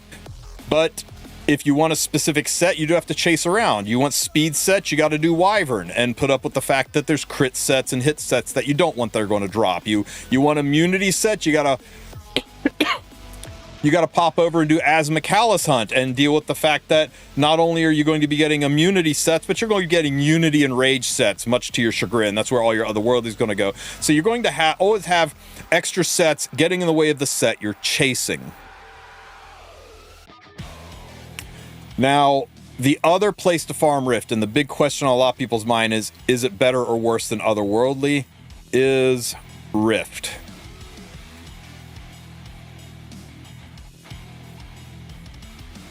So Rift is a very specialized place where you can select the pieces you want. And this is nice in the sense that you can say, I want immunity, but I don't want rage and unity set. I want torrent, but I don't want injury and revenge set. I want speed, but I don't want hit and crit. This lets you specifically target the pieces of gear that you want and not have to worry about the pieces of gear that you don't want. Negatives. It's slow. It takes specific specialized units, and you have to burn a boatload of stamina to get high enough level to unlock the things that make farming it relatively fast and efficient. So it's a little bit limiting. It does have a nice little battle pass with some things in here that are nice perks. They're not game shattering, but they're there. Other negatives to Rift is that it gives you random catalyst or It gives you random reforge mats. Like me, I really need Banshee reforge mats. I do not need Asmakalis reforge mats. Guess which ones are always going to frickin' drop? The amount of reforge mats that drops in Rift is similar to Hunts, except Hunts has that chance for that big drop, and Hunts always focuses on the reforge mats you need. So you're sacrificing targeted reforge mats, and in order to gain farming just the sets you want. You're also sacrificing access to otherworldly gear. Rift cannot drop otherworldly gear. It really needs to, but it doesn't. But what makes Rift particularly terrible is the drop rates. Let me give you an example here. This is one of my many runs of Rift. Okay? This is 53 pieces of gear. In a run, only 7 of them are epic. That's 13%. And over dozens of runs, I found that's about the average. Between 10 and 15% drop rate is roughly the average of epics to heroic pieces. So you get significantly crappier gear. And how do I know it's crappier? Because here is...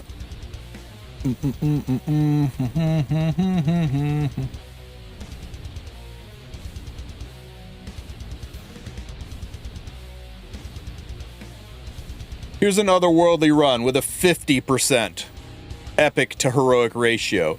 Here's another otherworldly run. Here's another otherworldly run with a 50% epic to heroic. Here's another otherworldly run. We'll ignore the one that I got from a pet. It's still a 50% ratio. Here is another one. This one was also 50%. How about this one? Oh, it was also 50%. Though it can be higher, like this one right here. This one was is 60, 1, 2, 3, 4 to 6, 66%. Anyway, regardless, you get way better quality gear farming otherworldly. You get way more reds and therefore way higher gear score than you do from Rift. Only 13% to 15% of your gear is going to be epic farming Rift. So you get a lot more gear, but it's crappier. And I do mean more, right? For the stamina spent, you get roughly 4 pieces of gear from Rift versus 3 pieces of gear from otherworldly. So the amount of stamina it took to get these 6 pieces of gear, the same amount of stamina into Rift, if you are one turn clearing, I would get 8 pieces of gear. You do get more gear, slightly more gear. It's lower quality gear. It's got no chance of being otherworldly, but you get more gear. So who is this for? It doesn't mean it's bad, guys. It just means it has a purpose. For those of you who are out there looking at your account and you're like, I have got all of these heroes and they all need gear and they need specific gear. This one needs a speed set, and this one needs a destruction set, and this one needs a counter set, and that one needs a lifesteal set, and you need to farm specific sets. And you're like, I got 25 units that need immunity on it, but I am sure as shit don't need any more rage and unity. Rift is really good to get your account decked out, right? For those of you who are looking at building your units up, go to Rift. If you can do Rift, this is where you start, so you can focus on just the sets you need instead of bouncing around otherworldly, taking months to farm into the gear. This gives you more gear so that you can get the baseline sets on your units. Then once your entire account is geared and now you're looking at your units saying, I no longer need a lifesteal set on my, I don't know, Sylvan Sage Vivian. I've got one on her. I just need a better one. Now's the time you walk away from Rift and never look back. Because now is when you're improving. When you look at your units and you go, everybody I got is geared. Now I just need to make their gear better. That's when you focus on otherworldly, when you're getting the higher quality stuff and the, higher gear score stuff and the chance for otherworldly gear and the higher quality gear that even though you're getting less of it, it sells and extracts for more gold. It's more valuable. You're hard focusing on the reforged mats that you need, not the reforged mats that you don't need. Everything about Otherworldly Hunt is better than Rift, except the targeted nature of the sets for just gearing out your accounts. Now, there are 2 things that people will tell you makes Rift a little bit better. One they're right on, the other one they're not. One is if you want to get riposte and reversal sets. This is the only place to get riposte and reversal set. And eventually they will move the pursuit and warfare sets out of the breach and into Rift as well. This is going to be the place to go get it. So this is if you decide you just pulled Afternoon Soak Flan and now you need a riposte set, well, you're hauling your ass over to Rift and you're putting in that riposte set and you're farming your units, because this is the only place to get it, unfortunately. The second thing that some people will say is better is there is a seasonal battle pass. Now you've got to look at these rewards and decide if these rewards are worth the extreme stamina cost to get them. For a relatively newer player, a couple of Molagora, I think it is, and some charms and some reforged map boxes and mod boxes. These are all nice, but you're going to have an extreme stamina debt to chase it.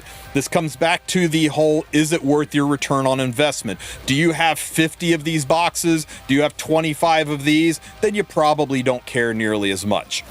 If you are starved for these, then maybe it's worth you doing a little bit of Rift to try to knock them out, and then all the crap gear that drops, you can just sell it for gold anyway.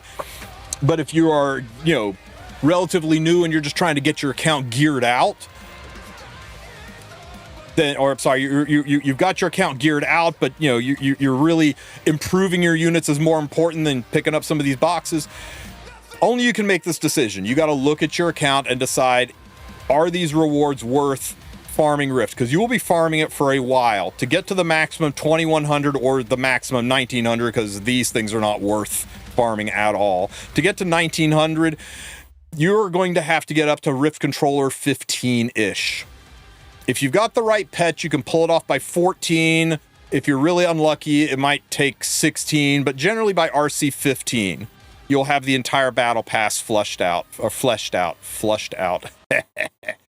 So that's my take on it. I think there is nothing attractive about farming Rift in the late game.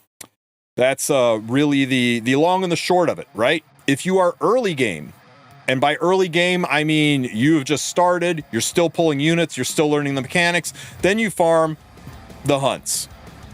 And once you get to the point where you need to gear out a whole bunch of units and you can accomplish it, you move to the mid game, and the mid game is where Rift is nice. You generally have more units than you have gear, and you need to focus farm specific sets, and that makes Rift really nice for the mid game. And then you get to the late game, and the late game is where everybody is already geared out. Everybody is good to go. It's just a matter of making them better, and that's the point where Rift serves no purpose other than to get those esoteric sets like Riposte and Reversal sets, and you hard focus on Otherworldly Breach and Otherworldly Hunts.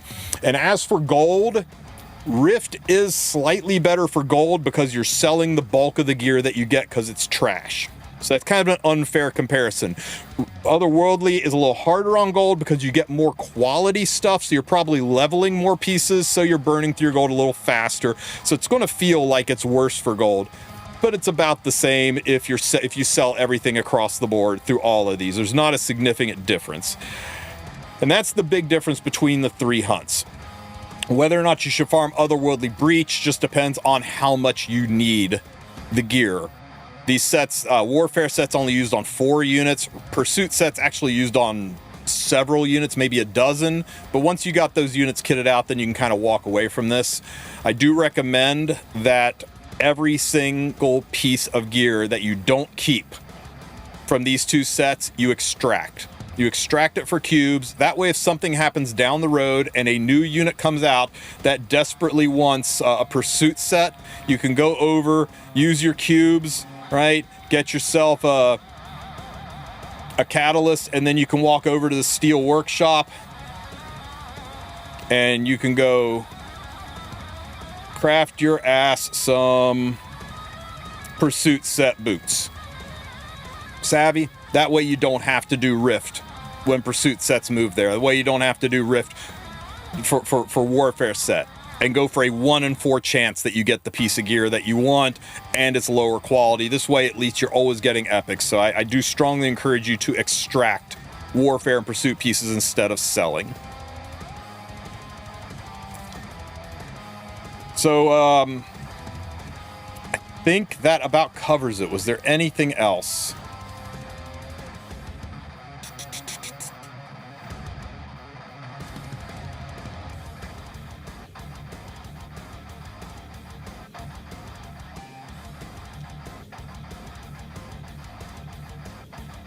Yeah, let me do this before I forget. I'll insert this somewhere else. As far as I know, none of the other stages, we checked several of them, none of the other side stories have the 5-stage fights in them, so none of the other stories are worth farming the way Eulogy for a Saint is. This is critical. This is very important. I can't stress this enough because Smilegate will not help you out. They are not your friends on this. When you have completed this and it says all quests are cleared and you click on this, do not receive this last reward. Because if you receive this last reward and get this garbage can piece of artifact, then it doesn't show it here, but I'll show you on a stage I did do that on. Then you will always see this button right beside the adventure button, this record complete button. And if you click that record complete button, you can never go into Eulogy for a Saint again. You are locked out. Your best charm and friendship farm is gone forever. You can put in a ticket to Smilegate and they'll say, thanks for playing our game, kick rocks. You cannot get back in once you lock it out. So do not claim the last reward. We have been pushing hard for Smilegate to allow you to buy into this again, to unlock it again, but for right now, that's it. Once completed, it's completed and done. You do not get to go back in. Hopefully, Smilegate comes with a really good charm and friendship farm. Once they do, Eulogy for a Saint's value might drop away because you'll just farm that for charms and friendship, and you will farm the golds, the episodes for gold, but it is what it is. Now, just because you locked it out and closed it out doesn't mean you're boned. You can still get really good charms farming episode, just about 50% left, and you can still friendship farm on episode 1. It's just you lose the efficiency, and right now nothing is as efficient as Eulogy for a Saint. And people ask me all the time, but Tristen, it costs 900 sky stones to get one of these stupid bookmarks in time thing, or whatever they call these things, milestones in time to unlock it. Is it worth it? Yes. If charms are a problem for you, I think it is very much worth it. You will get a free one. You'll probably spend the free one on Rangar's Chaotic Full Moon Festival so that you can pick up your Otherworldly Machine artifact, which is insane right now. And you will probably spend a second one on...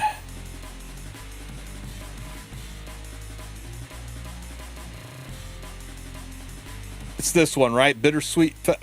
What's the one for unlocking Tamarin? Is it Bittersweet Festival for Tamarin?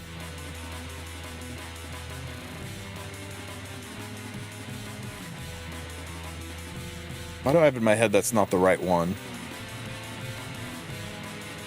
Yeah.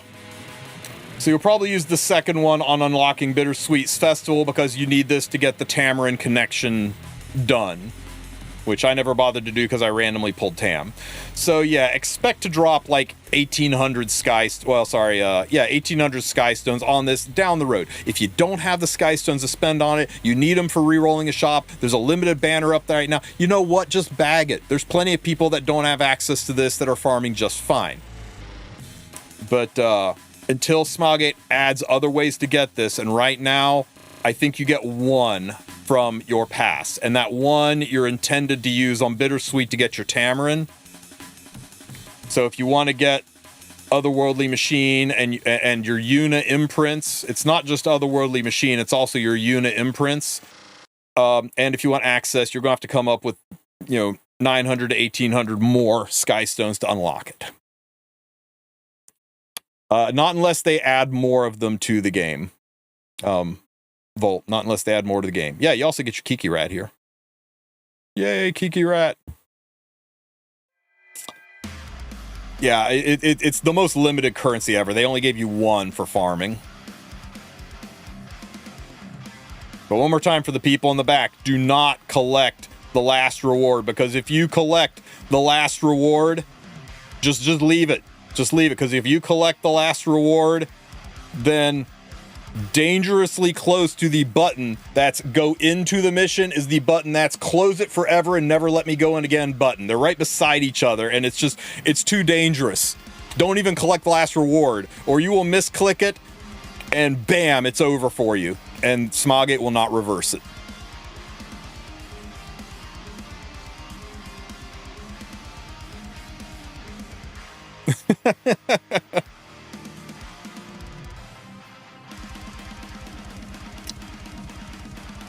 So that's it, guys. That's my guide on where to farm in 2026. Hopefully these charts and graphs help you out as well. If you have any questions, ask them in the comments section. Don't forget to like and subscribe, and I'll catch you guys in the next one. Take care, Epic 7. Charts and graphs will be in the video, guys. Promise. Does anybody have any questions? Anybody want to know where to go to farm something specific? Anything I didn't cover or touch on?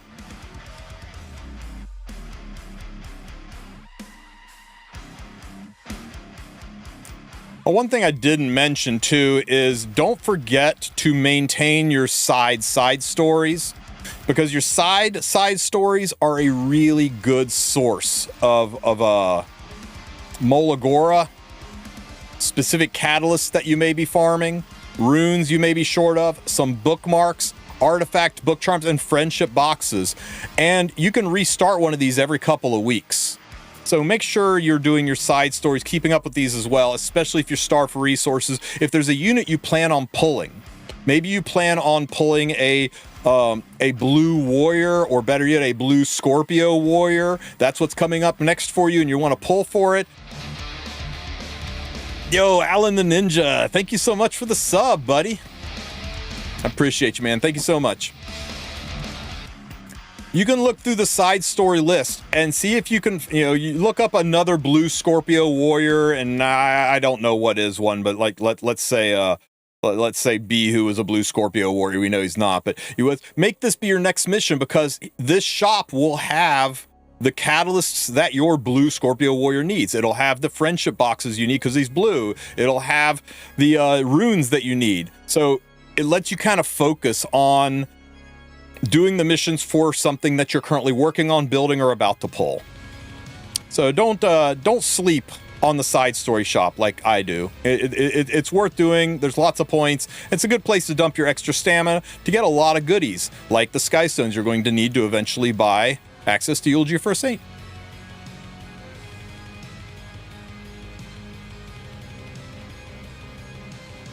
Okay, so sorry guys. Please check what I said earlier. Information mimic. You have a newbie set of objectives. It requires you to achieve RC 21. Are you shitting me? What the fuck? A newbie objective that requires you to farm part of the game that is not worth farming, all so that you can, and it requires specific units you may or may not have? Okay, hang on. Let me do a clever insert here.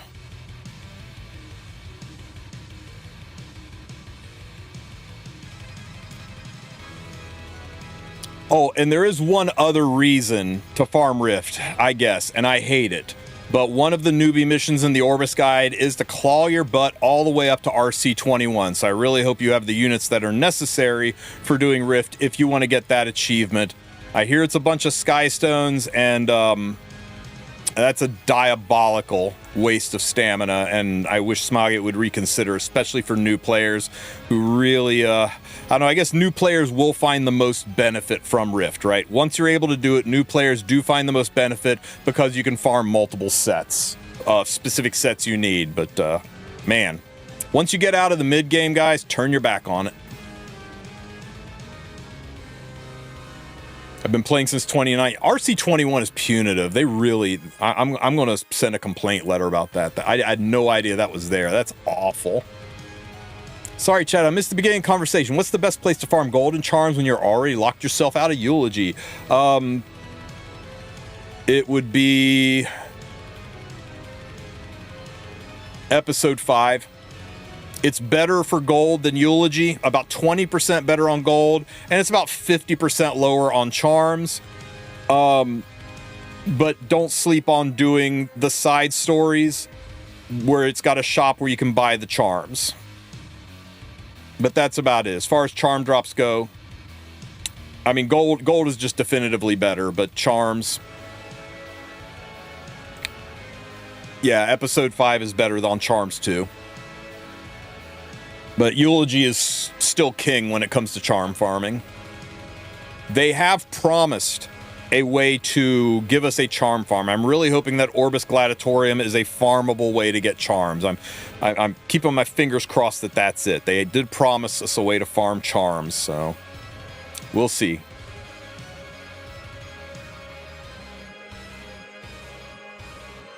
Orbis Guide, Journey Succession, gross. I did it on the last one, cost me a fortune of resources. Yeah. It's super expensive to farm Rift. Here's a funny thing about the buff event. I guess I should talk about this too real quick. Buff events are weird because of the stackable way that the drop rates happen in Otherworldly and in Rift. Buff events effect is seriously nerfed. It's a 20% increased chance to drop a piece of gear.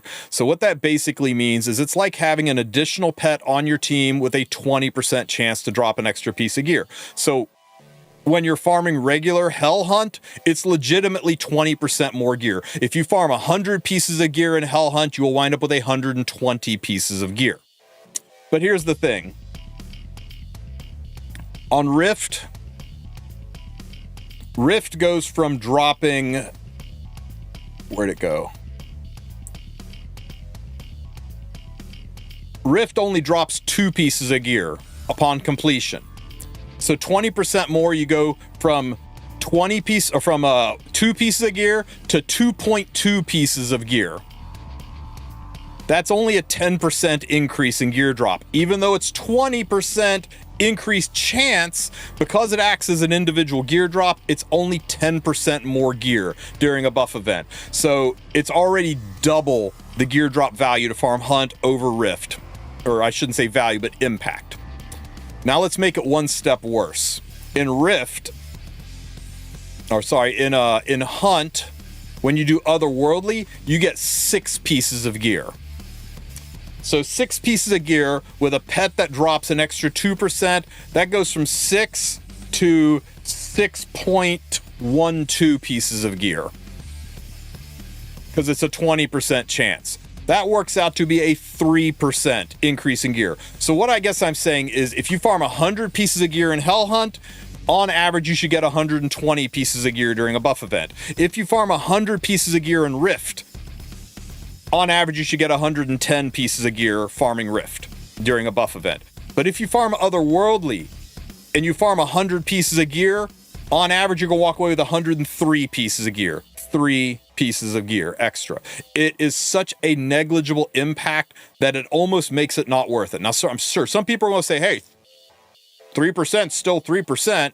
And yeah, I can buy it, but I would recommend you just farm Otherworldly when buff event is not up, and you spend the value of buff events getting your runes in order, farming your gold and your catalysts and your AP points, and you going for your charms and mostly your gold. And did I mention your gold? Because gold is always a problem, because that stuff, that is, the 50% increase or the doubling of runes is just doubling. The 50% increase from gold is just 50% increase from gold. So it is significantly more impact from the buff event to farm things that aren't Rift and aren't Otherworldly.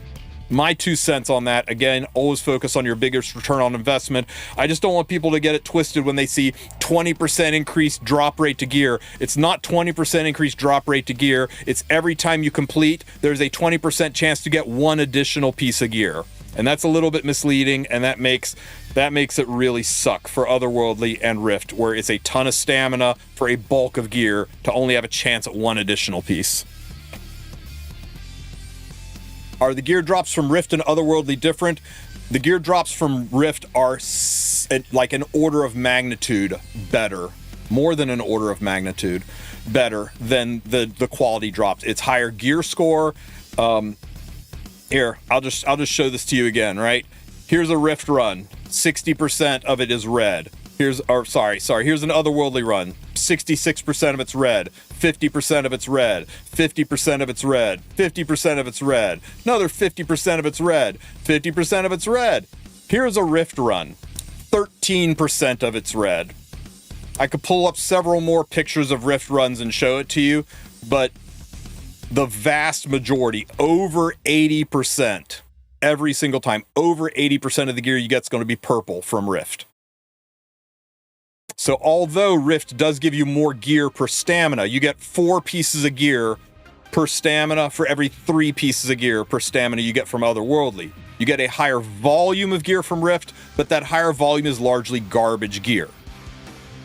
So the whole reason to farm Rift is you don't really care about gear score and gear quality. You're just trying to get your units built.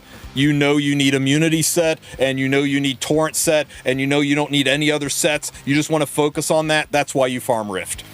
To get the pieces you need to actually build the units. And once they're built, then you focus on improving it by going to Otherworldly, where the gear is actually good gear and not garbage gear. That's why I say Rift is more mid-game content. Rift is more angled towards the people who've got tons of units that they need to gear. Not that they need better gear on, that they need to gear. They're like, I would love to have a destruction set on my BBK, but I don't have enough destruction gear, so I've got to have her on attack set. Rift is for you. You are the target audience for Rift. Go farm the specific set you need and get your BBK geared out on the set you want her on. And then once you've got your whole account geared out the way you want them to be geared on the sets you want them to have on, then you move over to Otherworldly. Welcome to the late game, my friend. You are now into Otherworldly, where it's time to improve your gear. And nobody bothers improving their gear in Rift. You only improve your gear in Otherworldly. So that's my take on it, and that's my advice. Everybody's got their own opinion. Some people are going to insist, no, Rift better because I can focus on sets I want. It's like, yes, you will get lower quality gear, but you know, maybe one of those in there will be the piece you need. Here's the thing too, right? Oh, but I don't have to worry about getting crit chance and hit chance. I can just focus on getting speed set. Here's the thing. Anybody good with math out there? Tell me, what are my odds that the piece of gear is speed? With what I've got selected here, what are the odds? What's the percent chance the piece of gear that drops is speed set? Anyone want to take a swing at that? 25%, right? It's 1 in 4 chance that's speed set. Well, let me go over here and do a otherworldly hunt. Somebody tell me what the percent chance is that I get a speed set over here. Now, the advantage to Rift is the other 2 sets I do want. Here, the other 2 sets I don't want. But if you're hyper-focused on a... And that's why I'm saying Otherworldly's better when you're hyper-focused on improving. I want to improve the speed set on my Renok. Well, duh. I'll go to the place where not only is the gear better, not only is the gear better, have a chance to be otherworldly, not only is the gear 3 times more likely to be epic than purple, but also it's a 33% chance to get the set I want. Now, sure, the other sets are garbage and I got to sell them, but I don't care about that. I am hyper-focused on improving my Renok. Over here, I'm not hyper-focused on improving anything. Over here, I am hyper-focused on getting the sets that I need to gear my units. There's a time and a place for everything. It is not that Rift is better. It is not that Rift is worse. It's that it depends on the need of your account. And once again, I'm going to say it, this is a game of resource management, and you need to focus on the biggest return on investment. If you have got like 300 pieces of gear and 50 units to gear out, Rift is your best friend. But if you have got 2,000 pieces of gear and you're just looking to make things better, then for the love of God, stay away from Rift. You want to focus on Otherworldly. I hope that makes sense. I hope I didn't over-explain it too much, but that's my take. That's my piece on it. If you have a different opinion, go make your own guide.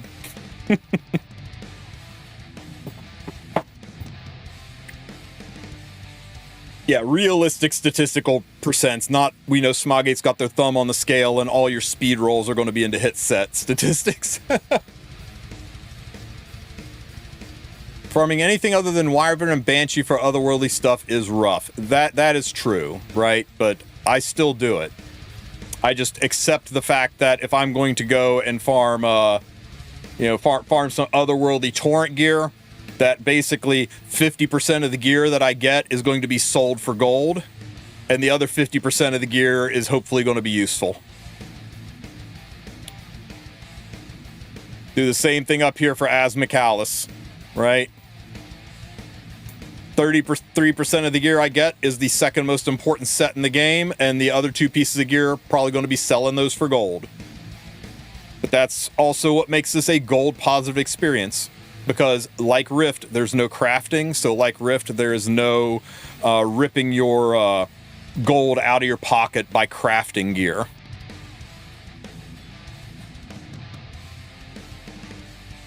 What are the playable teams for this Rift season?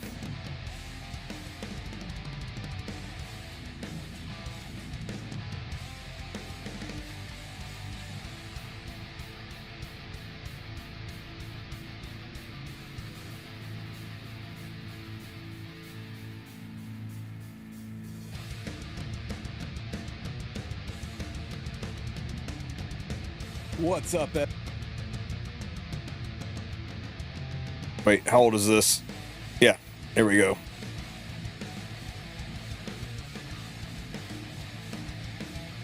This one's probably the most common one.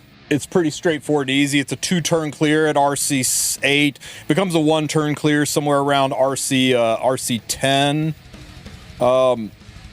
The other one that we've been going with a lot lately is the Wukong team. Mad props to my chat over this. Here's the weird ass way you kind of want to build your Wukong. Don't care about crit. In fact, if he doesn't crit, that's fine. Now my Wukong is chilling out here around, he's over 100% crit. I think building him with no crit's going to be really fucking hard. Peeling all the crit chance off of him. There's 5 there, 15. Let me see if I can do it. Let me see if I can pull all the crit off of him. Oh yeah, the EE. You're right. God, but we're gonna lose the damage from Heavenly Strike. I guess it is multiplicative though. Let's take it off. So he's now at 90% crit. Let's just try it, right? Recommended. This goes down. This goes up. We don't care about this. Keep the speed in the middle. Sure, we'll do this. No. Why does he still have crit chance? It's killing. Oh, duh. Crit chance. Get rid of this. Search. Don't be on lifesteal, you goober. Crit damage. Search. Okay. Better. Okay, so let's try this and see what happens.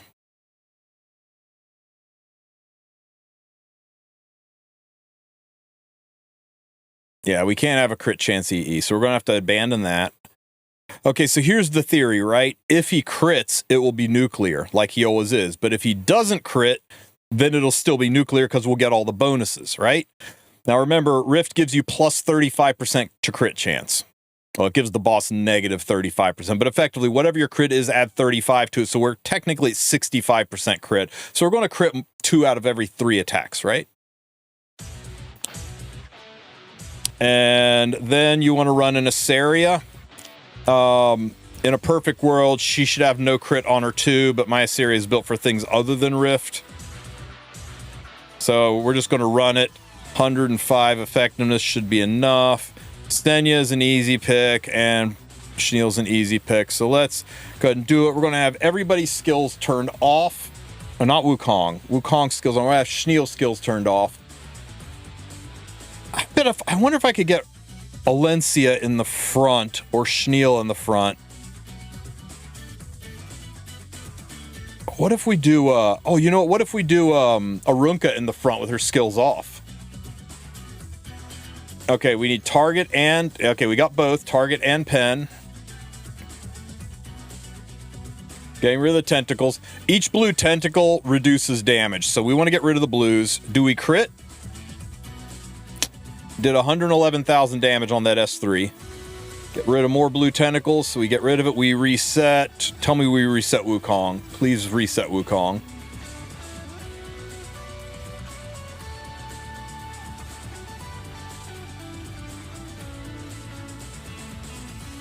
Nice. Okay, we did. How hard does this hit? There's only 4 blue tentacles left.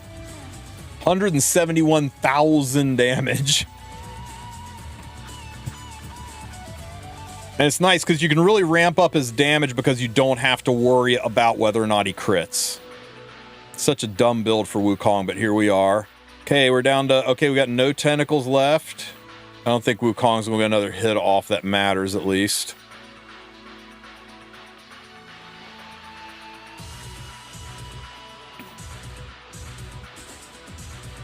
But yeah, so far Wukong's been high damage. You can also use a very specifically tuned free Rin. I think Mori did a video about it, but it's got to be a relatively fast PvP version free Rin. She has to have a plus 30 artifact, which I still think is a total waste if you maxed out that artifact.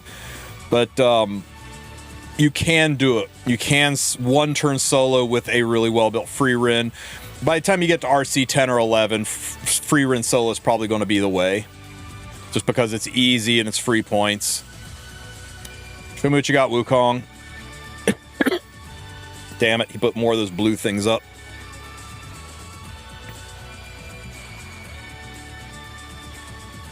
Hey, we didn't crit.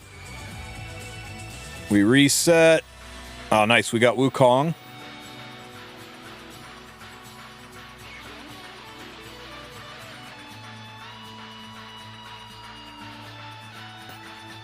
If I tweaked out my Asaria, 170k damage there. Yeah, the full crit does do more damage, but it also lets us keep those tentacles under control. Yeah, I think I might just stick to the crit version on them, guys. Maybe. But anyway, you only need what, 65% crit chance on him to be at 100%. And you can see sometimes it's a full clear, sometimes it's not. It just depends on how often Asaria crits, which is every time because she's on crit chance. I wonder.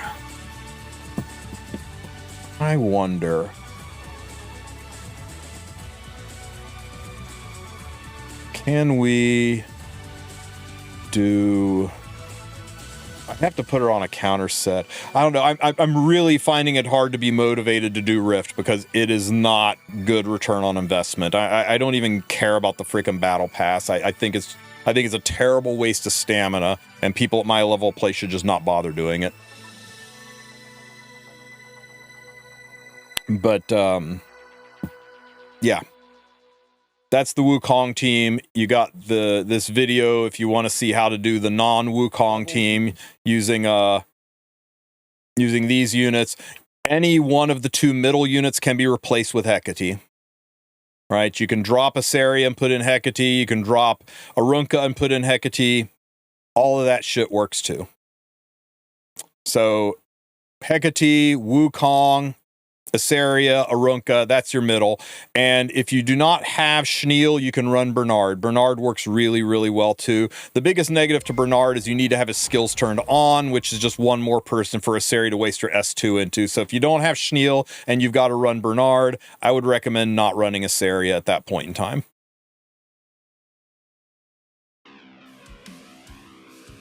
So yeah. I think we've replaced every single unit. The hardest one to replace really is Senya. She's legitimately the hardest unit to replace on the team because of the way her kit works. You can replace her, just expect it to be a 2-turn clear. What if you don't have Arunca? Then you run Hecate. Then you run Wukong, like I said. But if you don't have Senya, then you could run any Grass Knight in the front, or you could try to run a counterattack unit. Green Charles would work.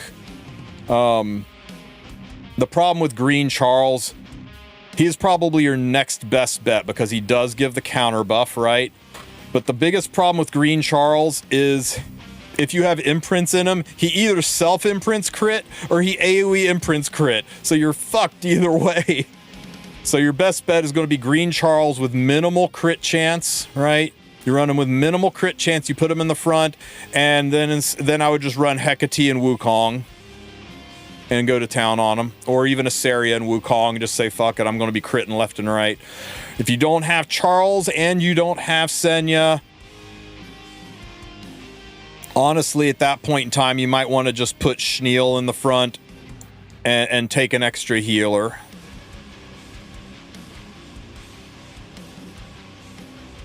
Do something like this. I have seen people make strides with a no crit Alencia. This would be a solid team right here, and just build a super giga tanky Schneel who can take the hits and then just run this team. In fact, let's try this. Turn Hecate's skills off and Schneel's skills off. I don't think my Hecate is strong enough to do what we're trying to do here. You don't have Senya and Arunca. Here's a no Senya, no Arunca team. Let's see if it works.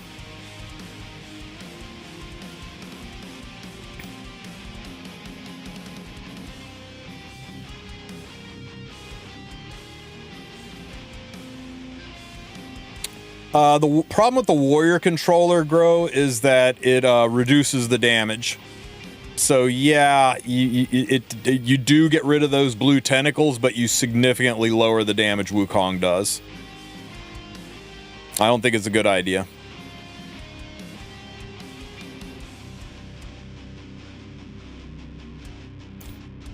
From what I've read, boss ignores Hecate's defense penetration. Oh, yeah, it's not about the defense penetration. It's about the fact that she, Yeah, it's the no crit one monster. It's lower damage than the crit one overall. It knocked about 50k damage off his S3. It wasn't worth it just to get rid of the tentacles. So I think 60, you go with 65% crit on him. Let's try it out, guys. Let's see what he can do here. See if we can full clear with this team. I don't think my Schneal can take it to the face, guys. I don't think he's got the ass to be able to be in the front row. But if I built him Giga Tanky, then maybe.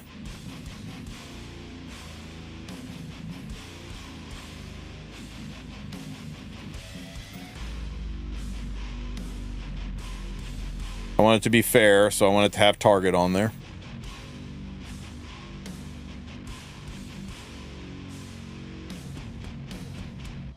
The defense break and the target matter if you're critting. If you're running a no crit team, you're running like a Runka in place of Wukong, then Asaria doesn't really have that much purpose. It's the target and the crit, the target and the pen really accelerate the crit damage more than anything. Man, Hecate hits so badly in this. Pow. What's up, Jacko Valentine? Wonder how much defense the boss has? Hard to say. Could math it out, I guess. Just need to do 2 hits and compare the 2 hits.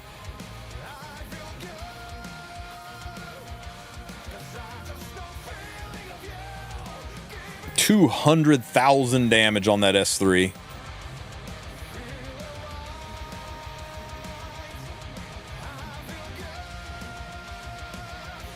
Yeah, see, my Schneal just doesn't have the ass to survive here, guys. Cure All Magic Wand's helping, but... No, somebody just said, what if I don't have Senya? So we're trying it without Senya.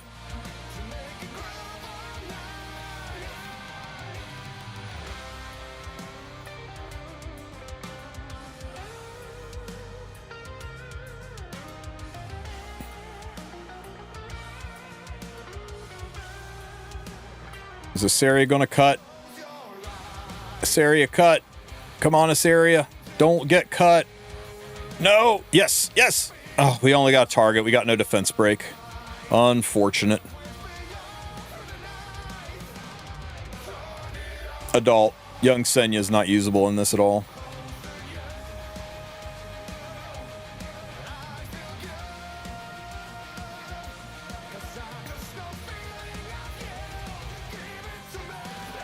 I mean, you can see we passed times 8 at the top, so we're still a 2-turn clear.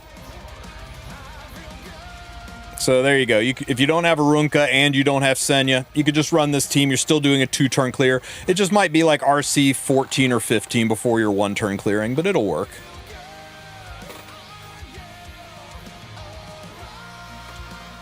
And especially get like no crit chance on your Asaria. I'm really hindering myself by having crit chance on my Senya. There we go. So that was 26 or 74% in one run. So easy 2-turn clear without Senya and without. So it literally is just a combination of this.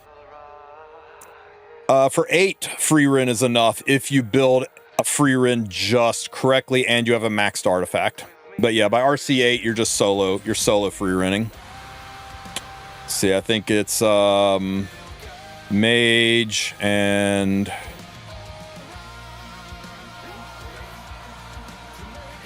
think that's it.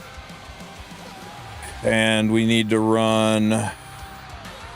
It's got to be a fast free Rin because she's got to cycle enough to keep her barriers going. Hang on, let me put all that gear back that I just moved around doing stupid things with Wukong.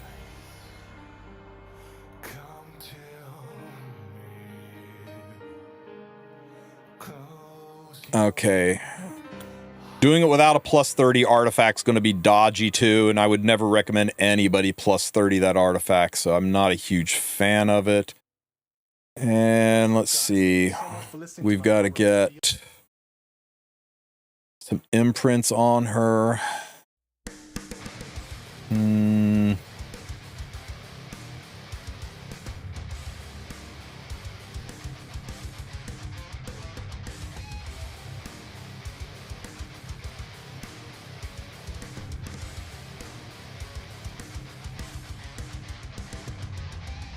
Fine, let's just do it this way.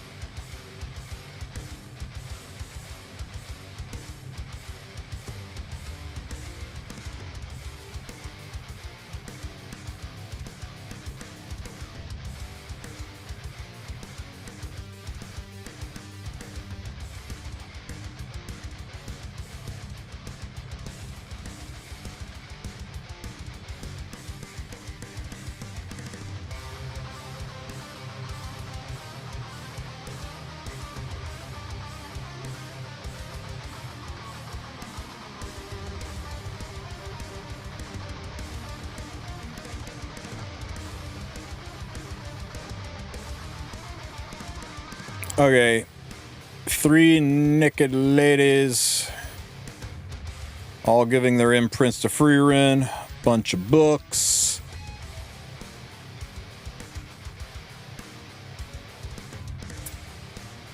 And let's turn everybody's skills off.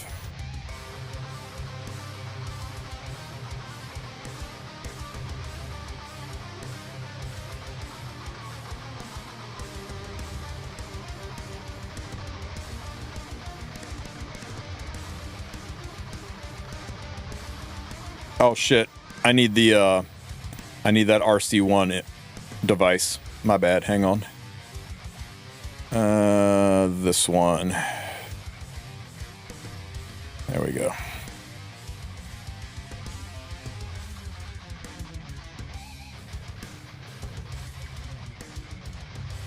No, it is not worth farming Rift. We just had a huge discussion about it. The only people that should be farming Rift are mid-game players, people that want the pursuit set, people that are chasing the Orbis path mission, or people that looked at that battle pass and just see something in there they feel their account can't do without.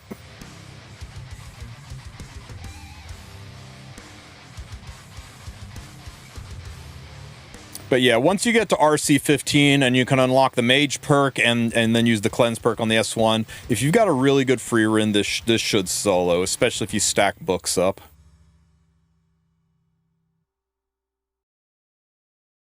Oh, was Giselle solo? I thought I turned her off. I swear I turned her off.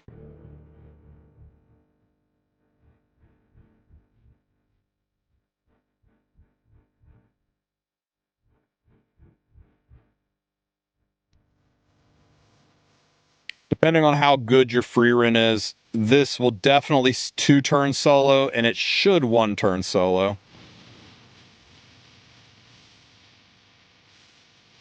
Yeah, I mean, that's just it. It's mod gem boxes, right? But that's a huge, huge stamina cost for some mod gem boxes. Only to have the mod gem not change anything, right?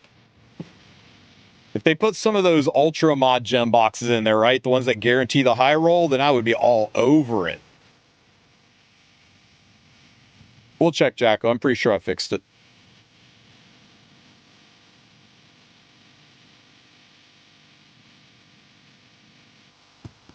You know, we've got enough bookage.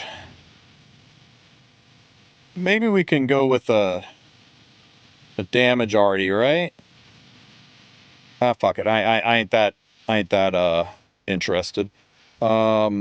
Imprints. Nope, Giselle's good. She's giving her an attack boost. Is it an attack boost? Yeah, it's attack boost. Let's see if it'll do a whole thing, guys.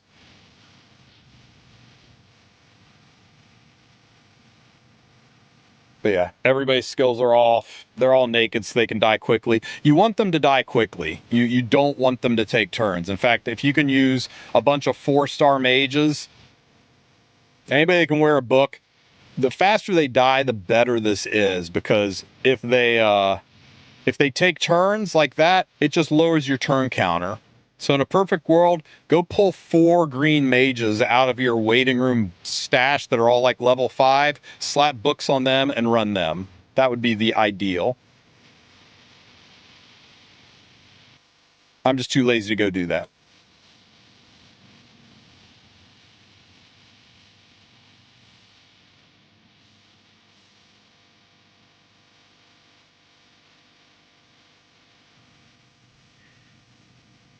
But see, with all those books, man, we're never going to die. I could probably have put a damage boosting artifact on her, made things a little easier.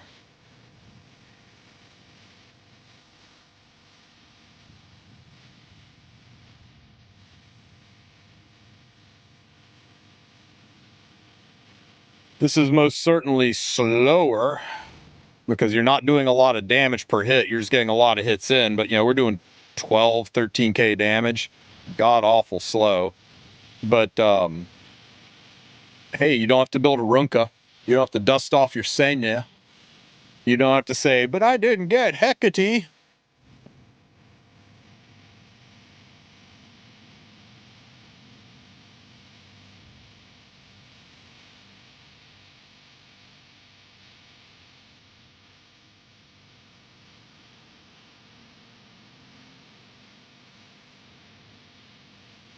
If you really, really, really want to min-max it, go find a bunch of 4-stars, imprint them to get the imprint to go to the back row. A bunch of 4-star mages, put them on book, put them on the team. That way they die instantly. They still give the book effect. They still give some imprint bonuses. And you don't have to worry about them sucking away turns. But because this isn't going to quite solo clear. We're going to be behind.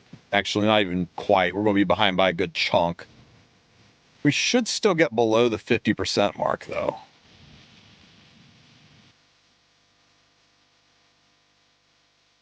As long as we get that bar down to where it says ×8, we're at the 50% mark. But my dusty Arunca.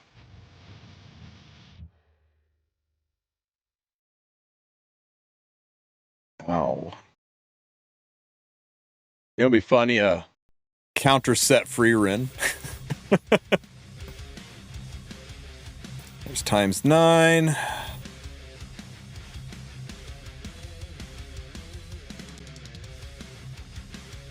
And there is...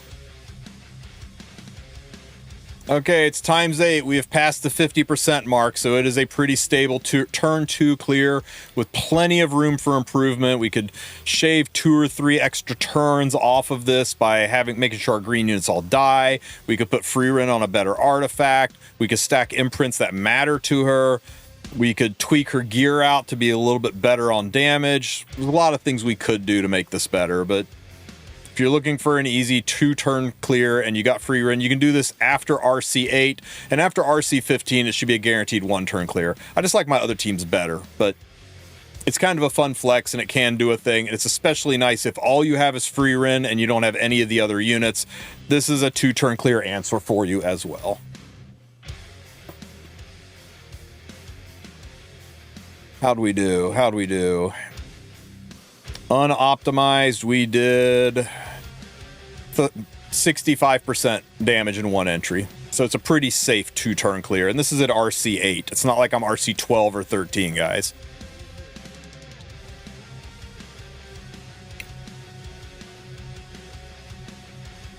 I guess I could make a RC8 omnibus video. Like, here's 1,001 different ways to do it so nobody can say, what if I don't have this unit? What if I don't have that unit? I don't think I can do it with just 3 stars, though, guys.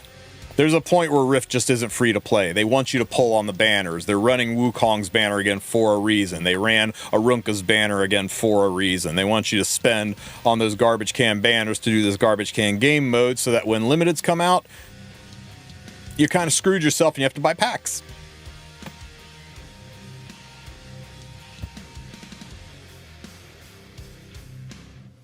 with the Astrium? That's a good question. I know you can craft them with the blue boxes, so I'm assuming so, but let me go take a look.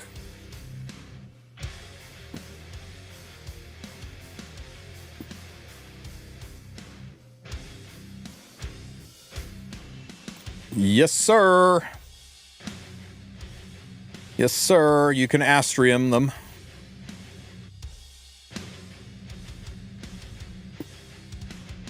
Believe it or not, I do not have a Saria. That's absolutely wild. You should go over to side story and you should click on the side story button right here, and you should click a different side story. Go over to episode 1 and do Elf's intuition, initiation, whatever that I word is. Do this, and then once you've completed that story, then you're going to go over to the summon section, and you're going to click on these books right here. Wait, how do we do this? How many of these things do we need to create a banner? I've never actually done this. Oh, here it is, story summon, right? Select a hero, go select a Saria, create a banner, and pull this bitch. Go get her.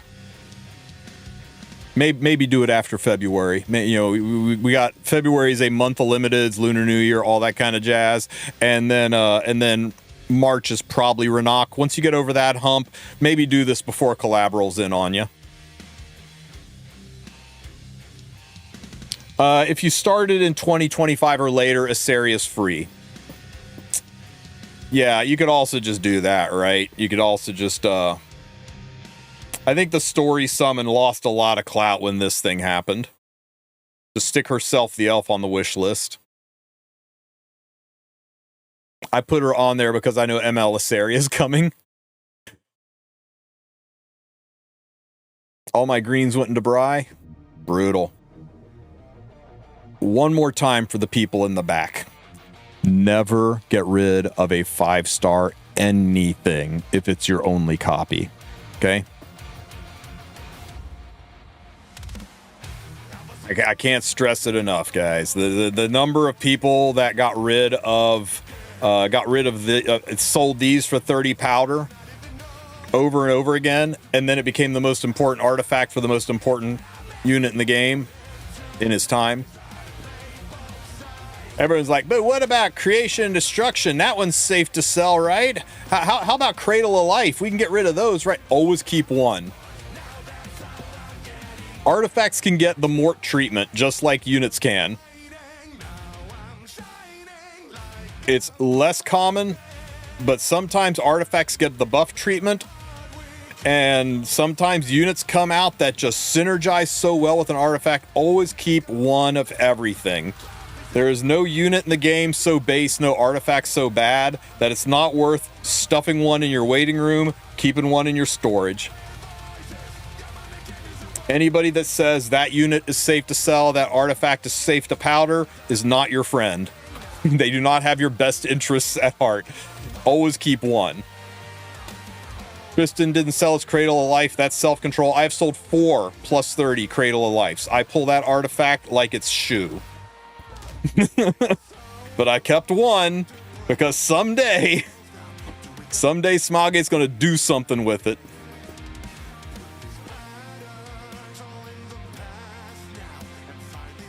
Speaking of Mort, his Artie needs a Mort tier buff. Yeah, for real.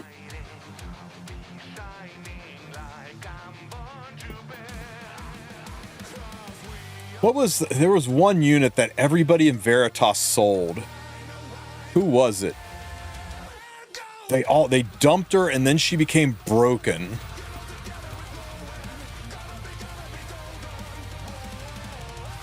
Can't even remember who it was. Anyway, it was like the greatest social experiment, right?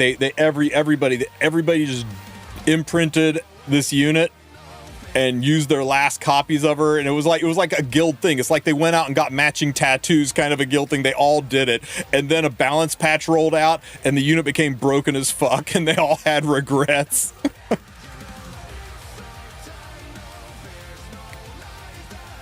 Crazier shit's happen, guys. In a game, in a gacha game especially, never give away. You think of it like having a toolbox, right? You may not need a spanner wrench today, but one day you're going to need one. One day you'll be reaching for that star-shaped screwdriver to take your laptop apart and then be like, shit, I sold that because I never used it before. Always keep one.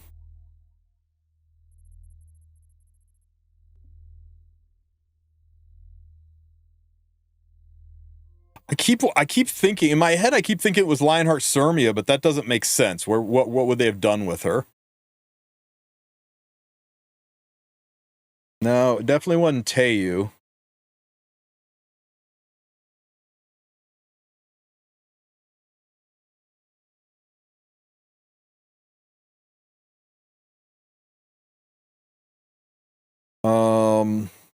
Yeah. Anyway. I hate that I know what the screwdriver you mean. Oh my god. Okay, so I will make that 2026 places to farm guide and then watch them release Orbis Gladiatorium and totally change it on me. But anybody have any other questions about best place to farm or why I recommend one over the other?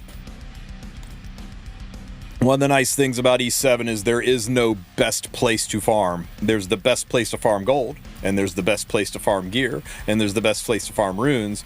But the best place to farm is what you're hurting on.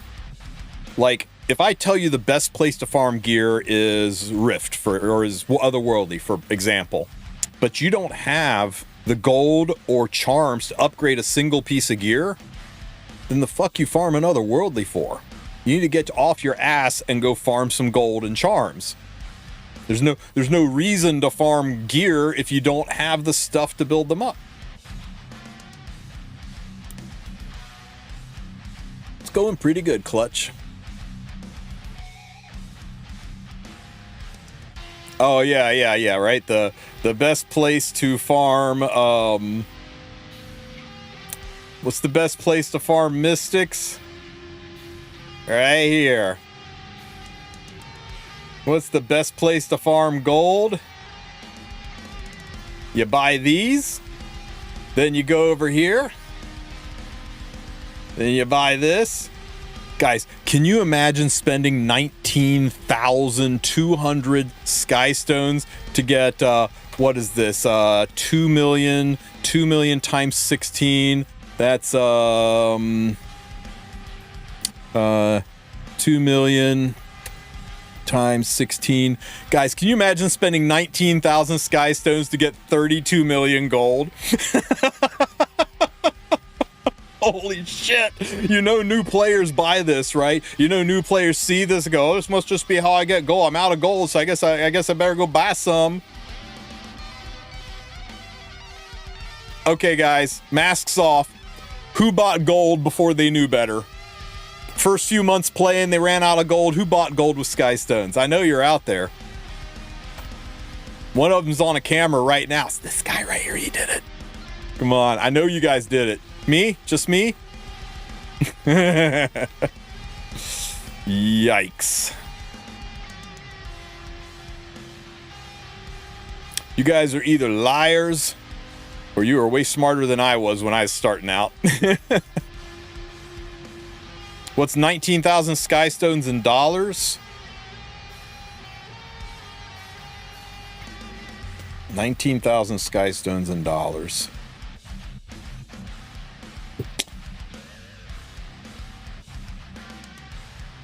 $3,800.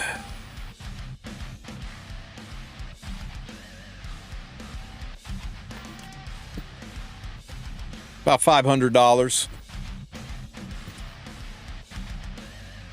It's about 500. If you went with the double crated, you can maybe get it down to about 250. If you buy it on here with the discount, you maybe get down to about 220. If you jump on an airplane and take a trip east with Huawei, you can maybe get it down to about $200.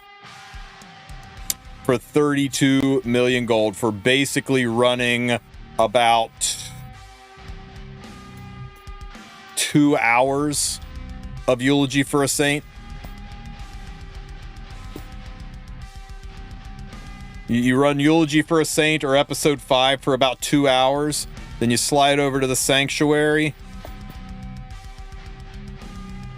You go over to your Forest of Souls. You go over to your Growth Altar. You use this god-awful, stupid slider that I will never stop bitching about because it makes me click multiple spots on the screen. 50, Smilegate, 50. I have 400,000 and I can only do 550 at a freaking time, 5,100 at a time. Anyway, 4 hours later, then we go over to your backpack. We go over to this backpack. We go to growth ingredients. We click arrange and we sell this and we sell this and we sell this. Oh, you know you can click this checkbox and then just click it all. Arrange. Boop, boop, boop. And that is 12 million gold. 12 million gold, guys. Look at that. Those penguins are worth about $105. Woo. That's in case you mispress and spend all your stigma.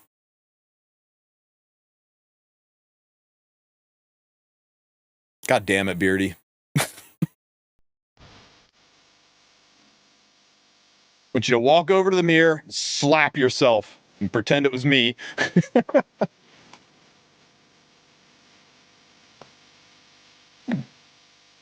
Fine then. Just make it a 500 slider instead of a 50. Just add a 0 to it. Can we be happy with that, please? Y'all remember the old penguin for the different elements? Oh yeah, for leveling. Yeah, back in the dog walking days. The best part about those penguins was the 4-star and 5-star penguins. This will be a treat for those of you who have never seen this before. Hang on. Epic 7, 5-star penguin.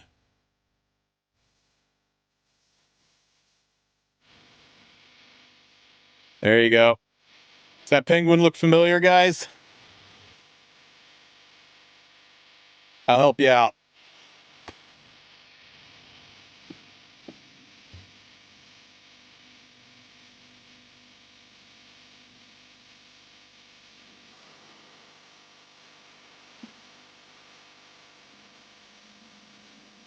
Look at the shape of the vambraces. It's the crow penguin, guys. Wait, I got a better one for you. 4-star 7.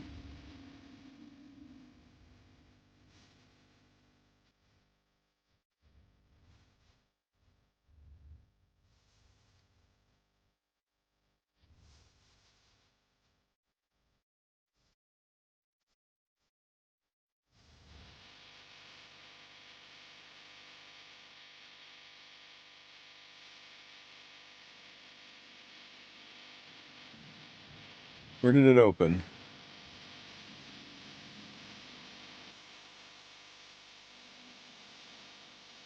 Very good game, very good. There's my snow. That snow sucked.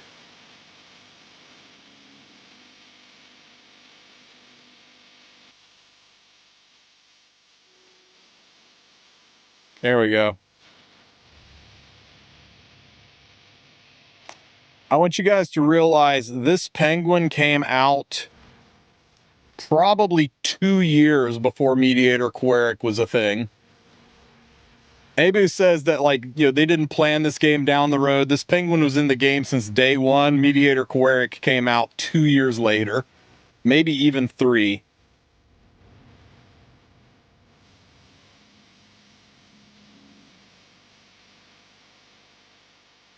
He even has the same little, like, 3 holes in his shoulder pauldrons. How were their kits? They weren't playable. They were a resource like Molagora or Spirit Blooms.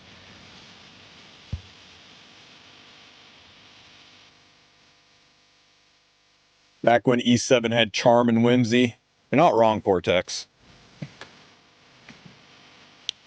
Their modernization of the game did remove quite a bit of the soul from it, didn't it?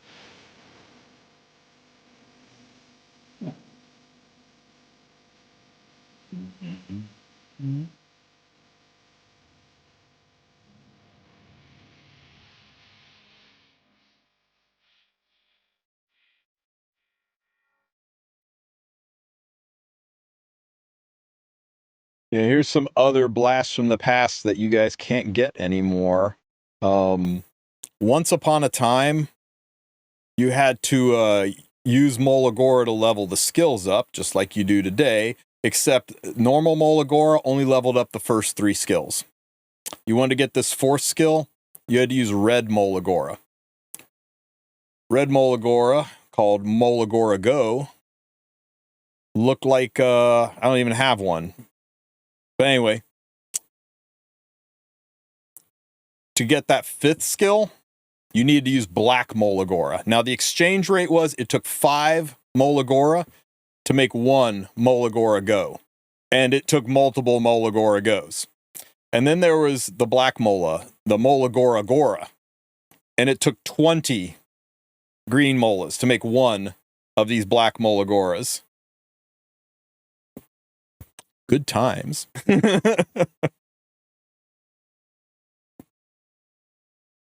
Was another chunk of nostalgia. Once upon a time, Smilegate released a 2-star monster. And, do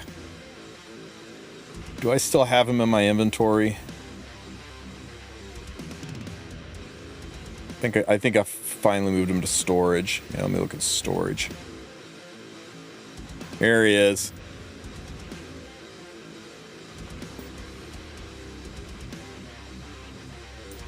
And this lovely hunk of 2-star monster, the Jadewind Scorpion. Pour one out for the Jadewind Scorpion, guys. He was too good for this world. You know what this guy could do? Well, you know how some units detonate burns and some units detonate bleeds? He detonated poisons. He detonated poisons so bad that he could one-shot Abyss 100. From full health down to 0. There were some really good clips out there of this guy soloing most Abyss floors by detonating poisons and one-shotting the boss. They nerfed him so hard that you can't get him in the game anymore. You can't even buy him from the secret shop or find him on a stage. They nerfed his kit and then they removed him from the summon pool. They absolutely ruined this guy. I've never seen a unit nerfed as hard as this. No Hua Young nerf could ever compare to what they did to Jadewind Scorpion. He was just too good for this world.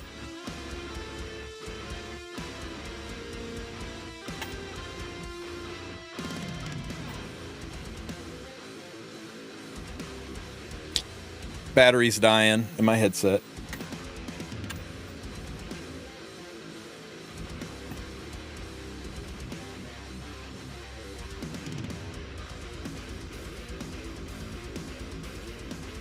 Oh, you know what's ultra hilarious too? I think I still have them in my storage, just for the memories.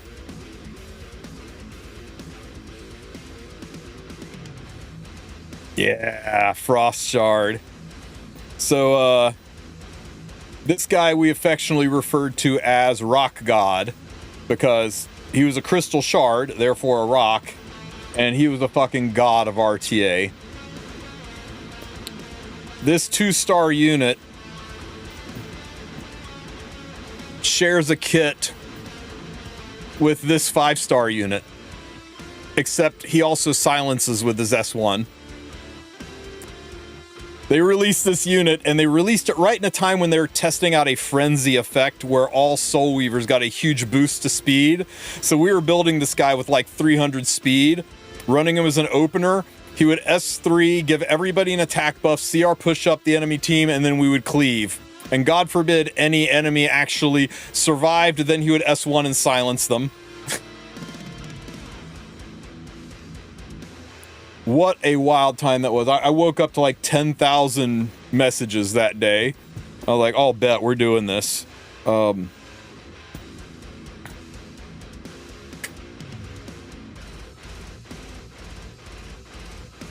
Valky did an amazing video on this guy. Let's find his channel. Search.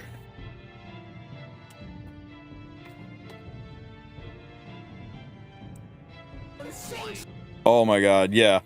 You guys want a fun watch, man. Is just watch a few minutes with here you go. Just enjoy a few minutes of Valky murdering people with Rock God. Let's go. That might not kill. That's a little bit spooky, but I think Rock God's got this. So that loses a turn, and then we cut here. You need to shut the fuck up. We silence? She can't kick because he silenced her. It was just so ridiculous, the amount of stuff we were doing with this unit, and it's hilarious because the unit was so good that not only did they nerf and get rid of the unit, but then they realized we were doing so many disgusting things with the unit that a few weeks, I think, later, they came out with Ahmed, who has the exact same fucking kit as Rock God did. So they literally went, wow, we sure screwed up, but we could sell it. So they made a unit, and to this day, Ahmed is still one of the most broken units ever. Will the free ridden collab come back?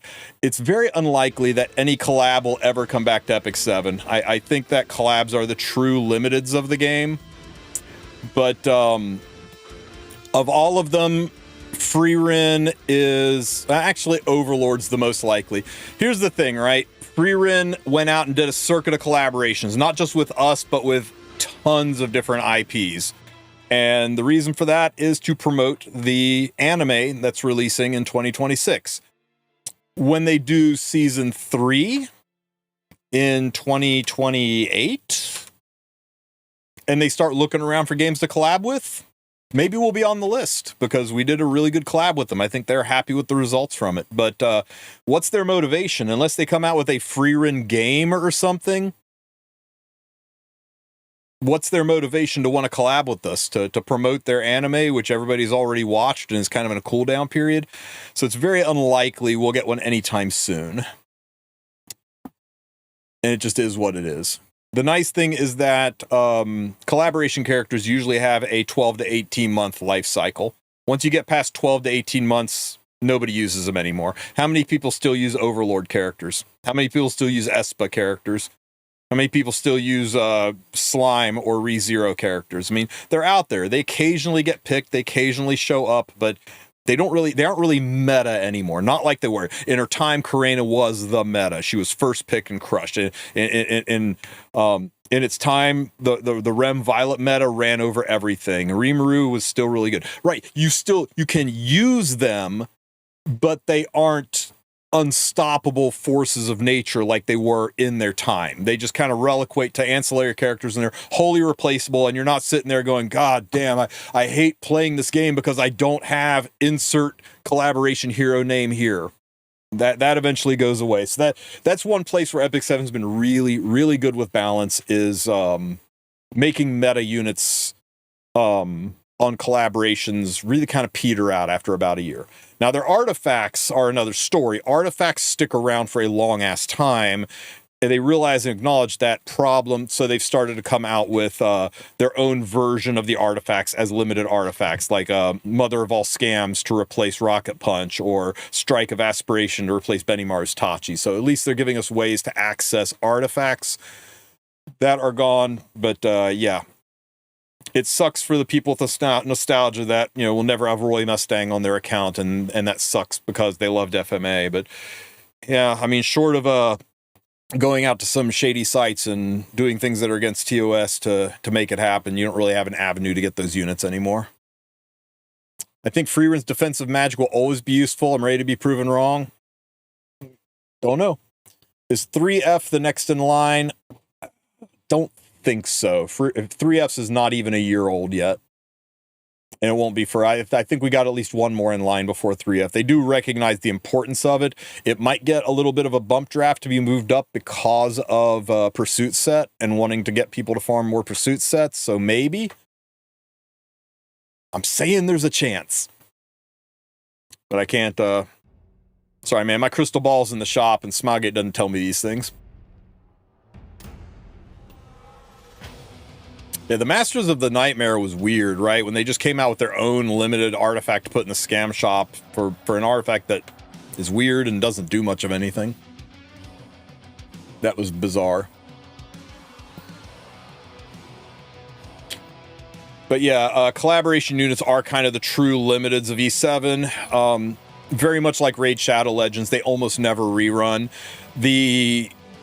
About the only way you ever see a rerun is when they do a second collab, right? Like, I think Guilty Gears and ReZero are the only collabs that have ever had a rerun, and they both have only had one.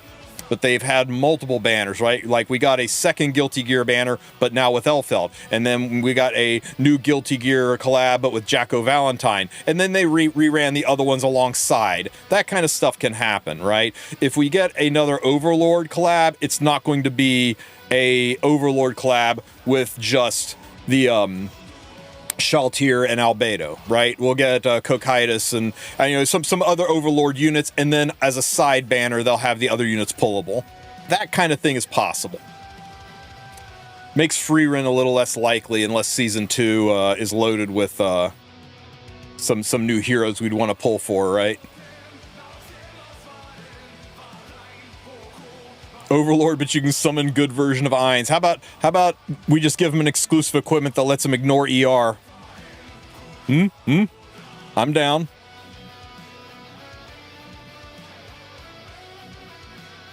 Ignore ER and increase pop damage on his S1, so suddenly he's a really nice pursuit set user who can actually do some shit while you're waiting for death sentence to detonate. I think suddenly he would be very draftable if they did that.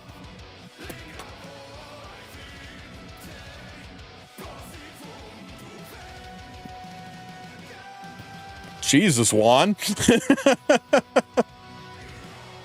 Personally, I like reruns more. I'm sorry, I like new collabs more than reruns. And I know that's sitting from a place of privilege. I've got all the collab units, so it's easy for me to say that, and I acknowledge it. But the community hype around something that's new is always better than the community hype around something that's a rerun. Half of the community is going to be like, oh, well, I've already got that stuff, so I guess I'll save for the next one. It'll be nice to see people get excited about my favorite IP again, but really, this is nothing new. It's just grinding the same event we ground last time. It was always kind of a sleeper, and it didn't make Smogate that much money. It didn't generate that much hype, so I always kind of like that they are focusing on new ones. I would... As much as I would like to get more 3Fs on my account, I would much rather see a Jujutsu Kaisen collab. I'd much rather see a Chainsaw Man collab. I'd even rather see a nearer collab than to see another Overlord collab. Just my 2 cents. Mileage may vary. Are there any pop damage mage artifacts? There's one.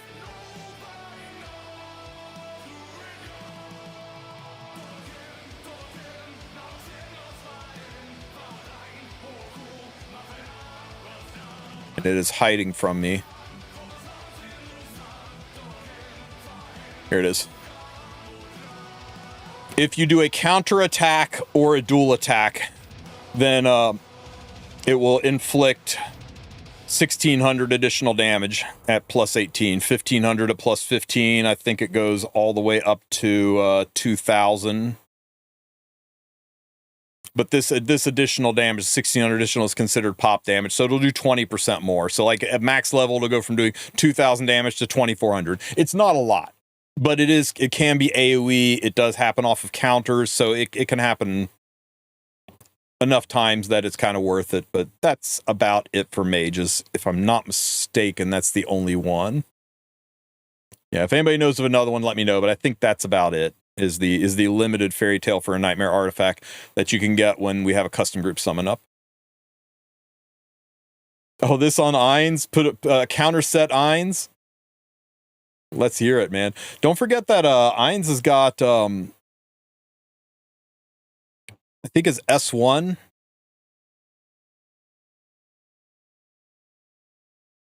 No?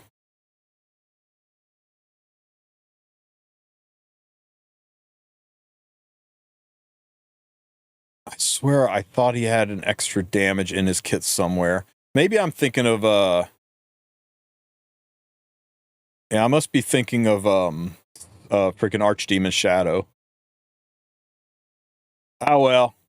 Fairy Tale for a Nightmare Eyes. We just need to get he needs an exclusive equipment that gives him ignore ER on his S3 and adds pop damage to his S1 that you can stack with Fairy Tale for a Nightmare, put him on counter set, and go berserk on him. Right? That'd be sick.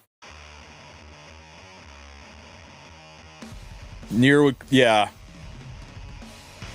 Nier Automata would be rough. The thing about Nier is they only collab when people just straight up pay them. They don't do mutually beneficial collaborations like what Smoggy does with most of their stuff, so it'd be rough. And it's also it would be a tricky art style to kind of flow in, and I think the best shot we had was when we were going through episode 3 and we were doing all of the Policia stuff and the Zero Defect City. I think that was our best shot at that. But yeah.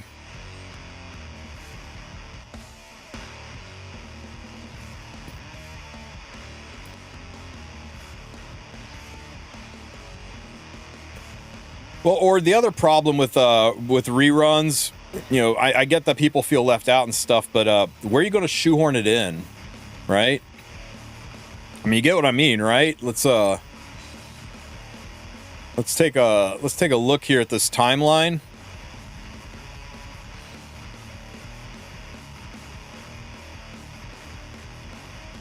So what do we got here? Hecate, limited. Sigrid, limited. Saria, not limited, so that's 1. 2 limiteds from a collab. So we got Setsuka, that's 2 non-limiteds. 5, 6 limiteds, 6 to 2. 6 to 3. Robin's not limited. 7 to 3, Renox limited. 7 to 4. 8 to 4, Tori's limited. 8 to 5, Fene wasn't limited. 9 to 5, Senya's limited.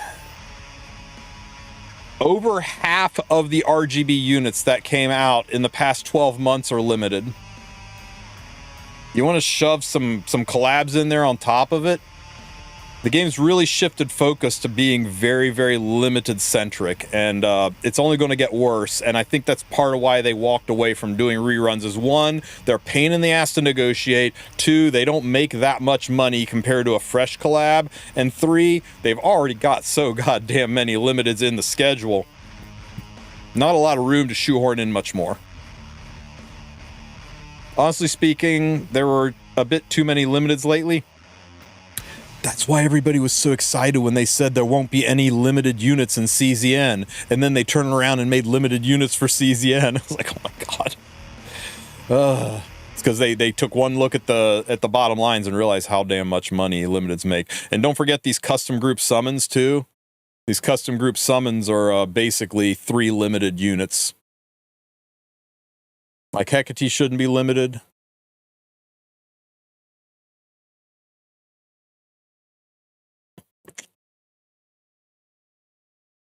You could argue that it's weird that we had back-to-back limiteds. That's weird to me. I forgot Aki. But I guess it's 10 to 5, so it's right at 50%. But wait. Just you wait until February, boys. Just you wait. What are custom group summons? Custom group summons are a special banner that shows up. So you'll we're due for one. They usually come out about every 9 months, and the last one was about 10.5 months ago. So we're really overdue for them. But it'll show up over here, kind of like a story summon. It'll say special summon or group summon event, and it works just like a regular banner, except there is no pity. Instead, you get 1 coin, 1 Starfall coin for every summon you do. Okay? So bear with me. And then there's a shop. And in the shop, you can spend the Starfall coins to buy things. For 120 Starfall coins, coincidentally pity, you can buy the unit. And for 100 Starfall coins, you can buy the artifact. With a custom group summon, you pick 3 units to select from. All right, you'll have something that's very reminiscent of this, where it's got every unit in the game, including every limited in the game. It's that the limited has to be 6 months old or older, or the limited has to have had at least 2 banners. That's the rule. The limited has to have had at least 2 banners. So like Renok wouldn't be there, but young Senya would be, because she's had 2 banners. And then it's got every RGB in the game. So you select the 3 units that you want to be in your pool, and you start summoning. And every time you summon, you get a Starfall coin. And if you get a 5-star, it's guaranteed to be randomly one of those 3 units. So here's what you're hoping for. You're hoping that on the way to 120 pulls, on the way to pity, you pick up 2 of the units you're looking for randomly, and then you use your Starfall coins to buy the last one. Savvy? So it's a way for you to get a past limited guarantee. As long as you've got 600 bookmarks, you can go straight to pity and buy. The worst case scenario is you don't get jack or shit on the way to pity, and then you use the coins to buy the limited you're missing. So it's instant access to a limited unit. It kind of looks like this.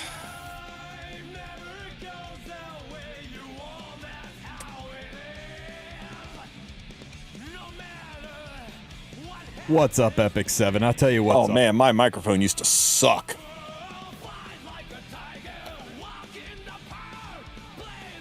So it'd look like this, right?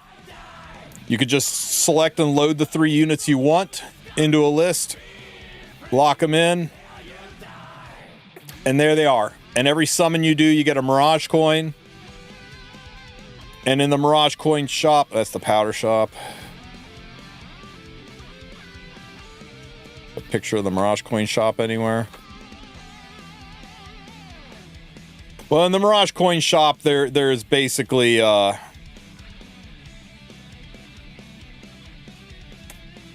heroes you want, for 120, the artifacts you want, and then if you have extra stuff, you can spend them on charms and leafs and things like that.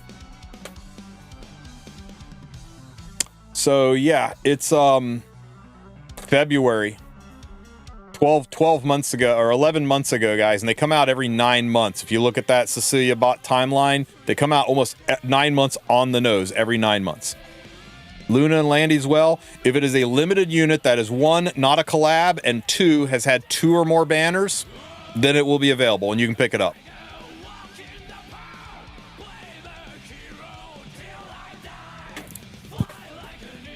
Everybody expected one in January because we expected this is how they're going to sell DN, right? It's like, oh, you got DN, you want imprints? There's your custom group summon. Go get some imprints. Let's drain them all the way down before we hit February, when we're going to release Tori and Biblis and maybe some Firehorse unit.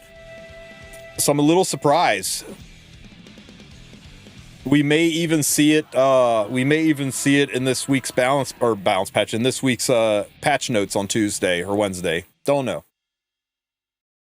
But yeah, it is a very, very expensive banner, and that's why I'm cautioning people. Like, maybe don't pull Aki. If you're like, God, I really need Ahmed on my account. That's how you get it, and you better have 600 bookmarks, and you better accept the fact that it might take all 600 of them, and then Tori and Biblis and Firehorse Girl are going to drop, and you're going to have to make your decisions. So be really, really careful. I do not recommend summoning for Aki unless you are a spender. Once his banner goes away in a couple of days, just put him in your Covenant summon and try to pick him up here. Maybe you pick him up from some Fire Elemental tickets. He'll be there too. Once his banner's gone, they'll be available in both places. Maybe just luck sack into him.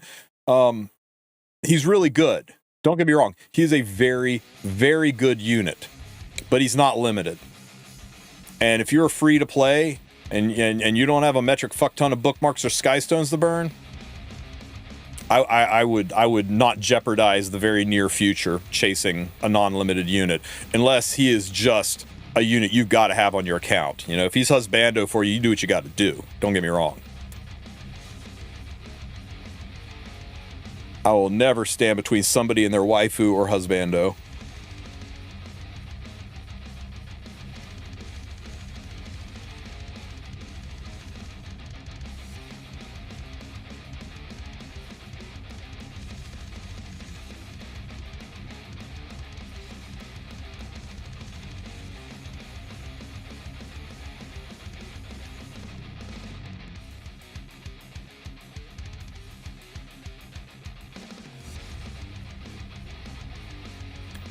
Do you think Fire Queric has any use in the current state of the meta? He is such a cool looking character. Unfortunately, no.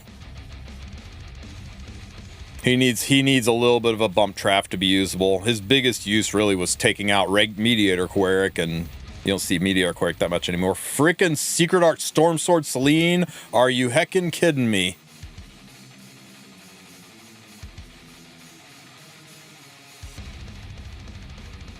Okay.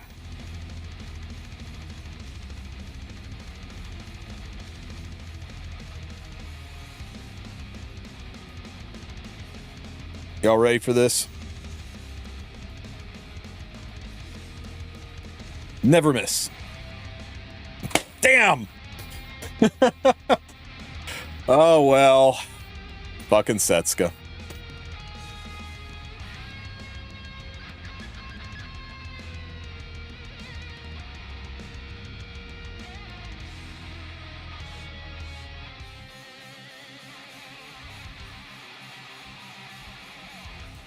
Blammo! Ow, ow, ow. Don't die. Woo!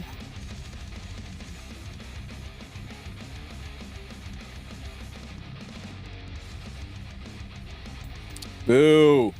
She worked so hard on not dying, you monster.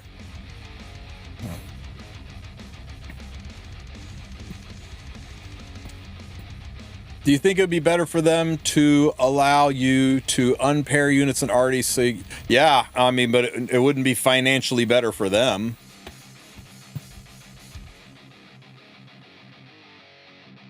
You gotta think about it from a, do we want the community to be really happy with our generosity, or do we want a new private jet?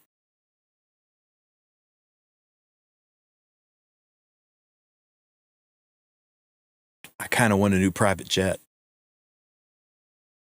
I mean, you guys got to think about it from you know, John P. Smilegate's standpoint, right? He's got a silver-plated Gulfstream jet. You know the new gold-plated Gulfstream jets are out. The silver-plated Gulfstream jets don't even have a minibar in them. How can you expect them to live like this? I kid, of course, but it is a business, guys. They got to make money. So I'm never going to harsh on them for monetizing or promoting FOMO. It's the nature of the beast. If you don't like it, gacha games aren't for you. A lot of people have things that they're like, these are really good ideas for the game. I'm like, these are really good ideas for a game that will fail after about a year. They really need to rake in the cash. Do they not even have yachts? I know, right?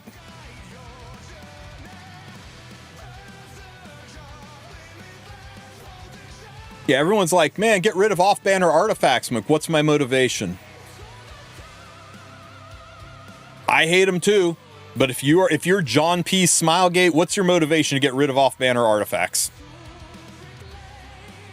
Make the community a little bit happier. Is that going to increase the amount they spend? Or you'd be like, oh yeah, well, they'll be more incentivized to whale on the banner because they know they'll get what they want. Is the amount of people that are going to whale on the banner going to be proportionate to the amount of whales that are no longer whaling on the banner because they get what they want early? Do you think, do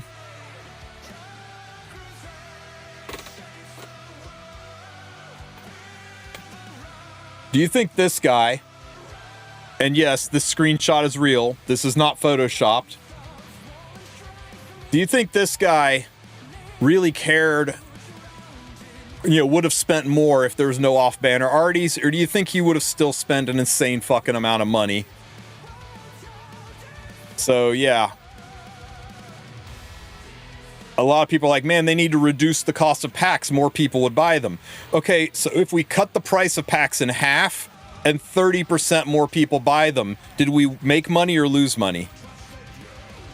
Smilegate's pretty good at setting a price point, and when they find that things aren't selling very well, instead of lowering the price, they add more things to it to make it more attractive to buy. They've done that several times. People aren't buying the leaf packs as much now, so let's add more stuff to it. And that's just the way these games work.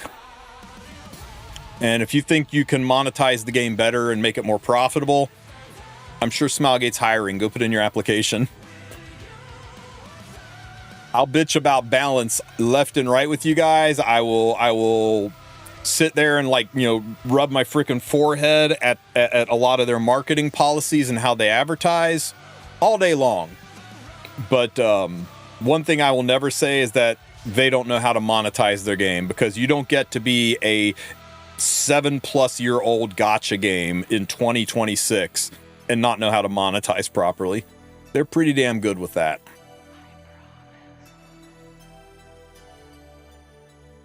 Right information. A lot of people would, but would it offset the amount of profit they would lose from the people that are already incentivized to spend? You gotta realize whales make up more than 50% of the income of these games. So you're talking about making the game more attractive to 50% of the players and having the other 50% of the players spend less money because they get it easier now. And when I say whales, guys, there are people that every single week, they buy everything here. Everything here. And they buy all of these.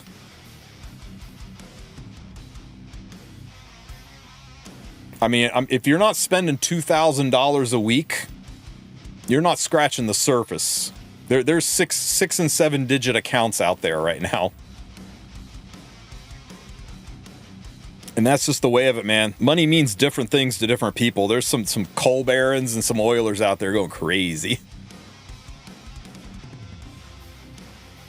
Yeah, some of them are like, God, you want to see some whales, man. You go over to Raid Shadow Legends. Holy shit, man. What they call whales, we would call krakens. We call leviathans. There's guys spending five figures a month over there. It's absolutely bizarre how much people spend on Raid. Oh, hey, man. What'd you do? 1 year old. Yo, let's get it. Dude, a 58% win rate in Emperor. Congrats, man. Badass. I'm happy for you. I don't know how my PvE guides helped with that, but I'm glad they did. Most I've seen is 20K a month on a gacha. I spend about 600 a month on Raid, and I'm not a big spender. I am dolphin at best by their standards. Yeah, Raid. Well, some of them are, right, Beardy?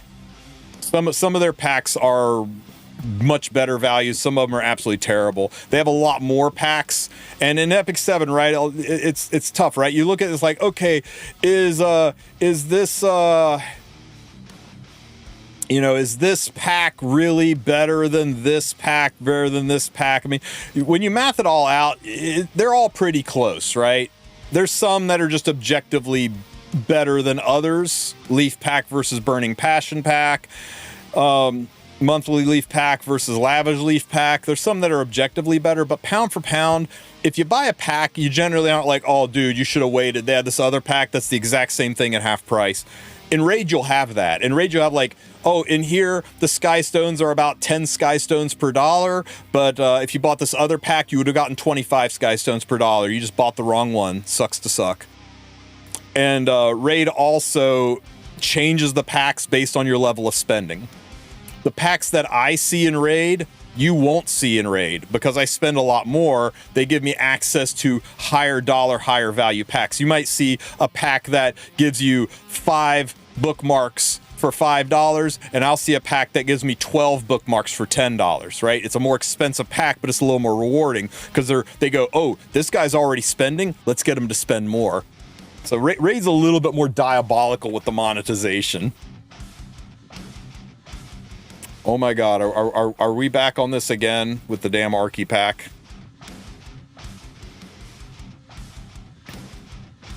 I'll never get to see him.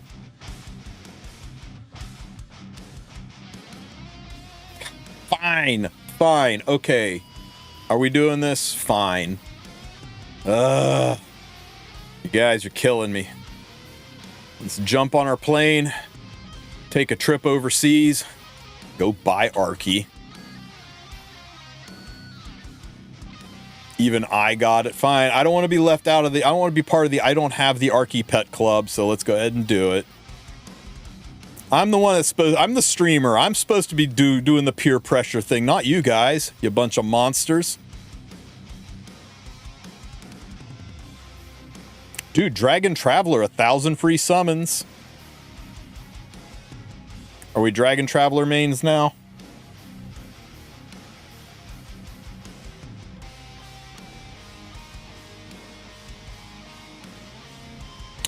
Hang on, I need to... Hang on, let me check, make sure I don't have any coupons. Twisted my arm, you did. I see him every 2 weeks. Promotions. Gotta rotate the screen. Hang on, I gotta rotate the screen. Damn it. Rotate. Rotate. There we go. Promotions. Festival. Okay. I do not have any coupons left. Oh well. Is what it is. Spent all my coupons already.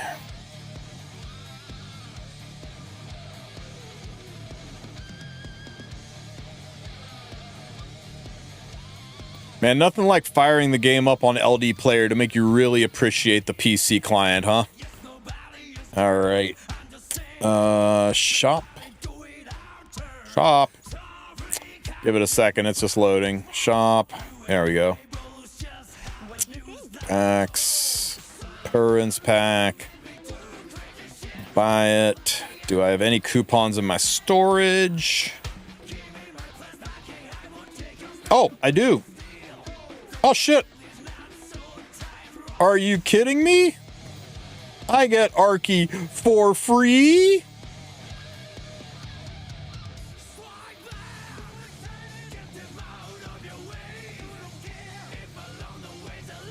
Free Arky?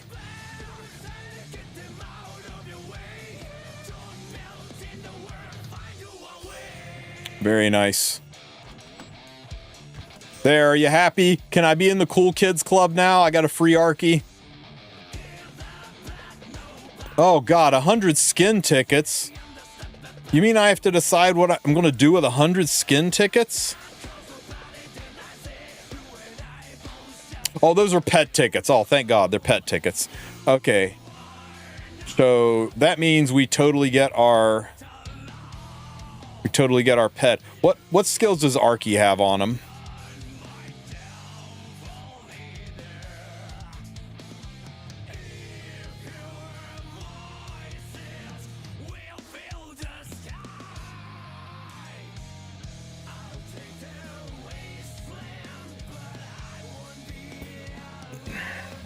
Okay, that's pretty heckin' adorable.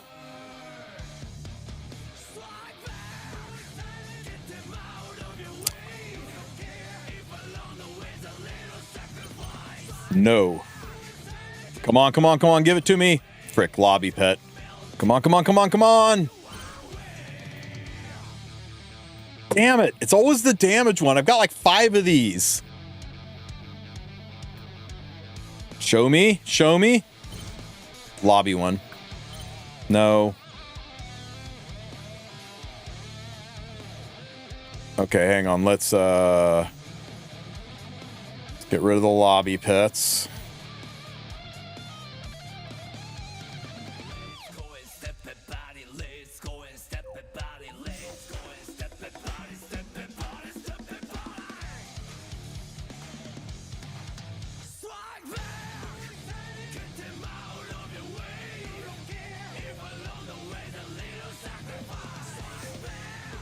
Okay.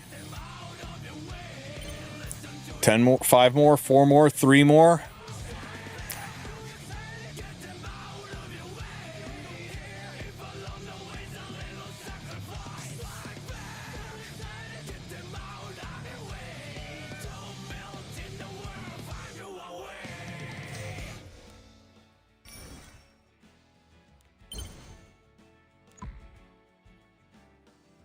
Oops, I accidentally killed one of my lobby pets.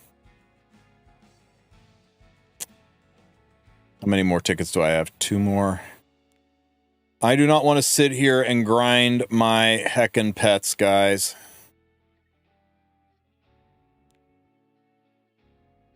I'll do that off screen, because God, it's awful. Here, that's nice and scary. Put that there.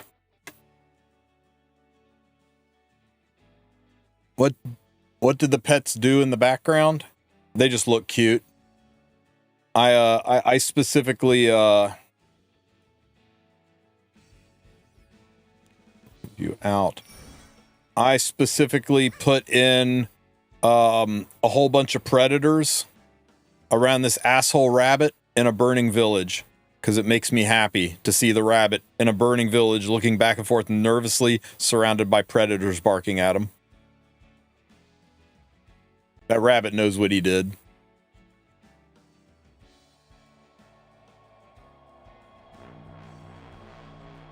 I got 1,000 tickets. Do you want to summon for me? No. There's only 100 slots. Give us more pet slots. More pet slots, please. But anyway, if you want to use the Huawei AppGallery to be able to get really good discounts, use that link there, right here. There's a video that explains step-by-step how to install it. You saw how I went into the coupon section, went into the Carnival of Savings, and every time you make a purchase that you spend actual money on, you get coupons that you can save on your account, and they will be there the next time you make a purchase, and you too can get a free Archie pet. All right, guys. This has been a blast, but I need to go re-shovel the driveway and make some dinner, so we'll raid you guys off somewhere. I appreciate y'all being here for the support, and thanks for helping me make that gear guide. I've been like angling to do that for a while, and you gave me all the footage I need to put that together. Any last questions? Any units you want to see? Any things you want to go over before we kick out of here? I've got my entire account re-geared so I can actually show some things off. Is the game dead? Currently, it's not in a very good space. Currently, the game is kind of in the shitter, but I can tell you this. This game shifts on a dime. Smoggate's got the pacing of a 16-year-old kid with ADD after chucking 2 tons of Mountain Dew on Adderall, right? It is asleep for months, and then it's more shit than you know what to do with. So we've got a maintenance coming up this Wednesday. We should have a big news drop in the morning, and I'm hoping it'll be something big and exciting, something revealing some of the hype rolling into February. February is Lunar New Year month, and that is always a very big month for E7. So January is always kind of a little bit of a lull. Out of the holidays, they got to take it down, cool down the temperature, make us hungry, make us be like, I guess it's a dead game, there's nothing to do, and then bam, they hit you in February. So just hang in there. Enjoy this time to farm, grow your account, build up, get ready, save your resources. Don't go nuts on things like Aki. It'll be pretty impressive, trust. I have 100,000 points in Astral Forge because I can't decide what piece of gear to make. Welcome to my world, Kither. Welcome to my world. Works with Google Play or only LD Blues. I think it only works with an emulator because it uses the emulator's built-in VPN to get around the country code sensing. I did have one person tell me he got it to work on his Android phone, but I can't confirm it. I didn't see him do it. But it should work on any emulator. I've used it on Mumu, I've used it on BlueStacks, I've used it on LD, so I know it works on all of those. All right, guys, last call. Anything you want to see before we head out and I go piss like a racehorse, shovel the driveway, and eat food in that order?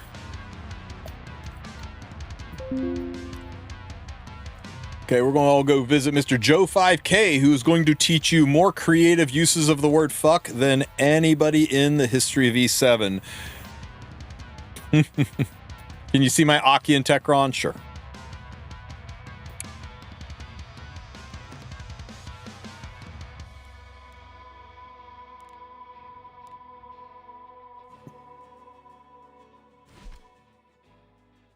This is my Aki. I think he's decent.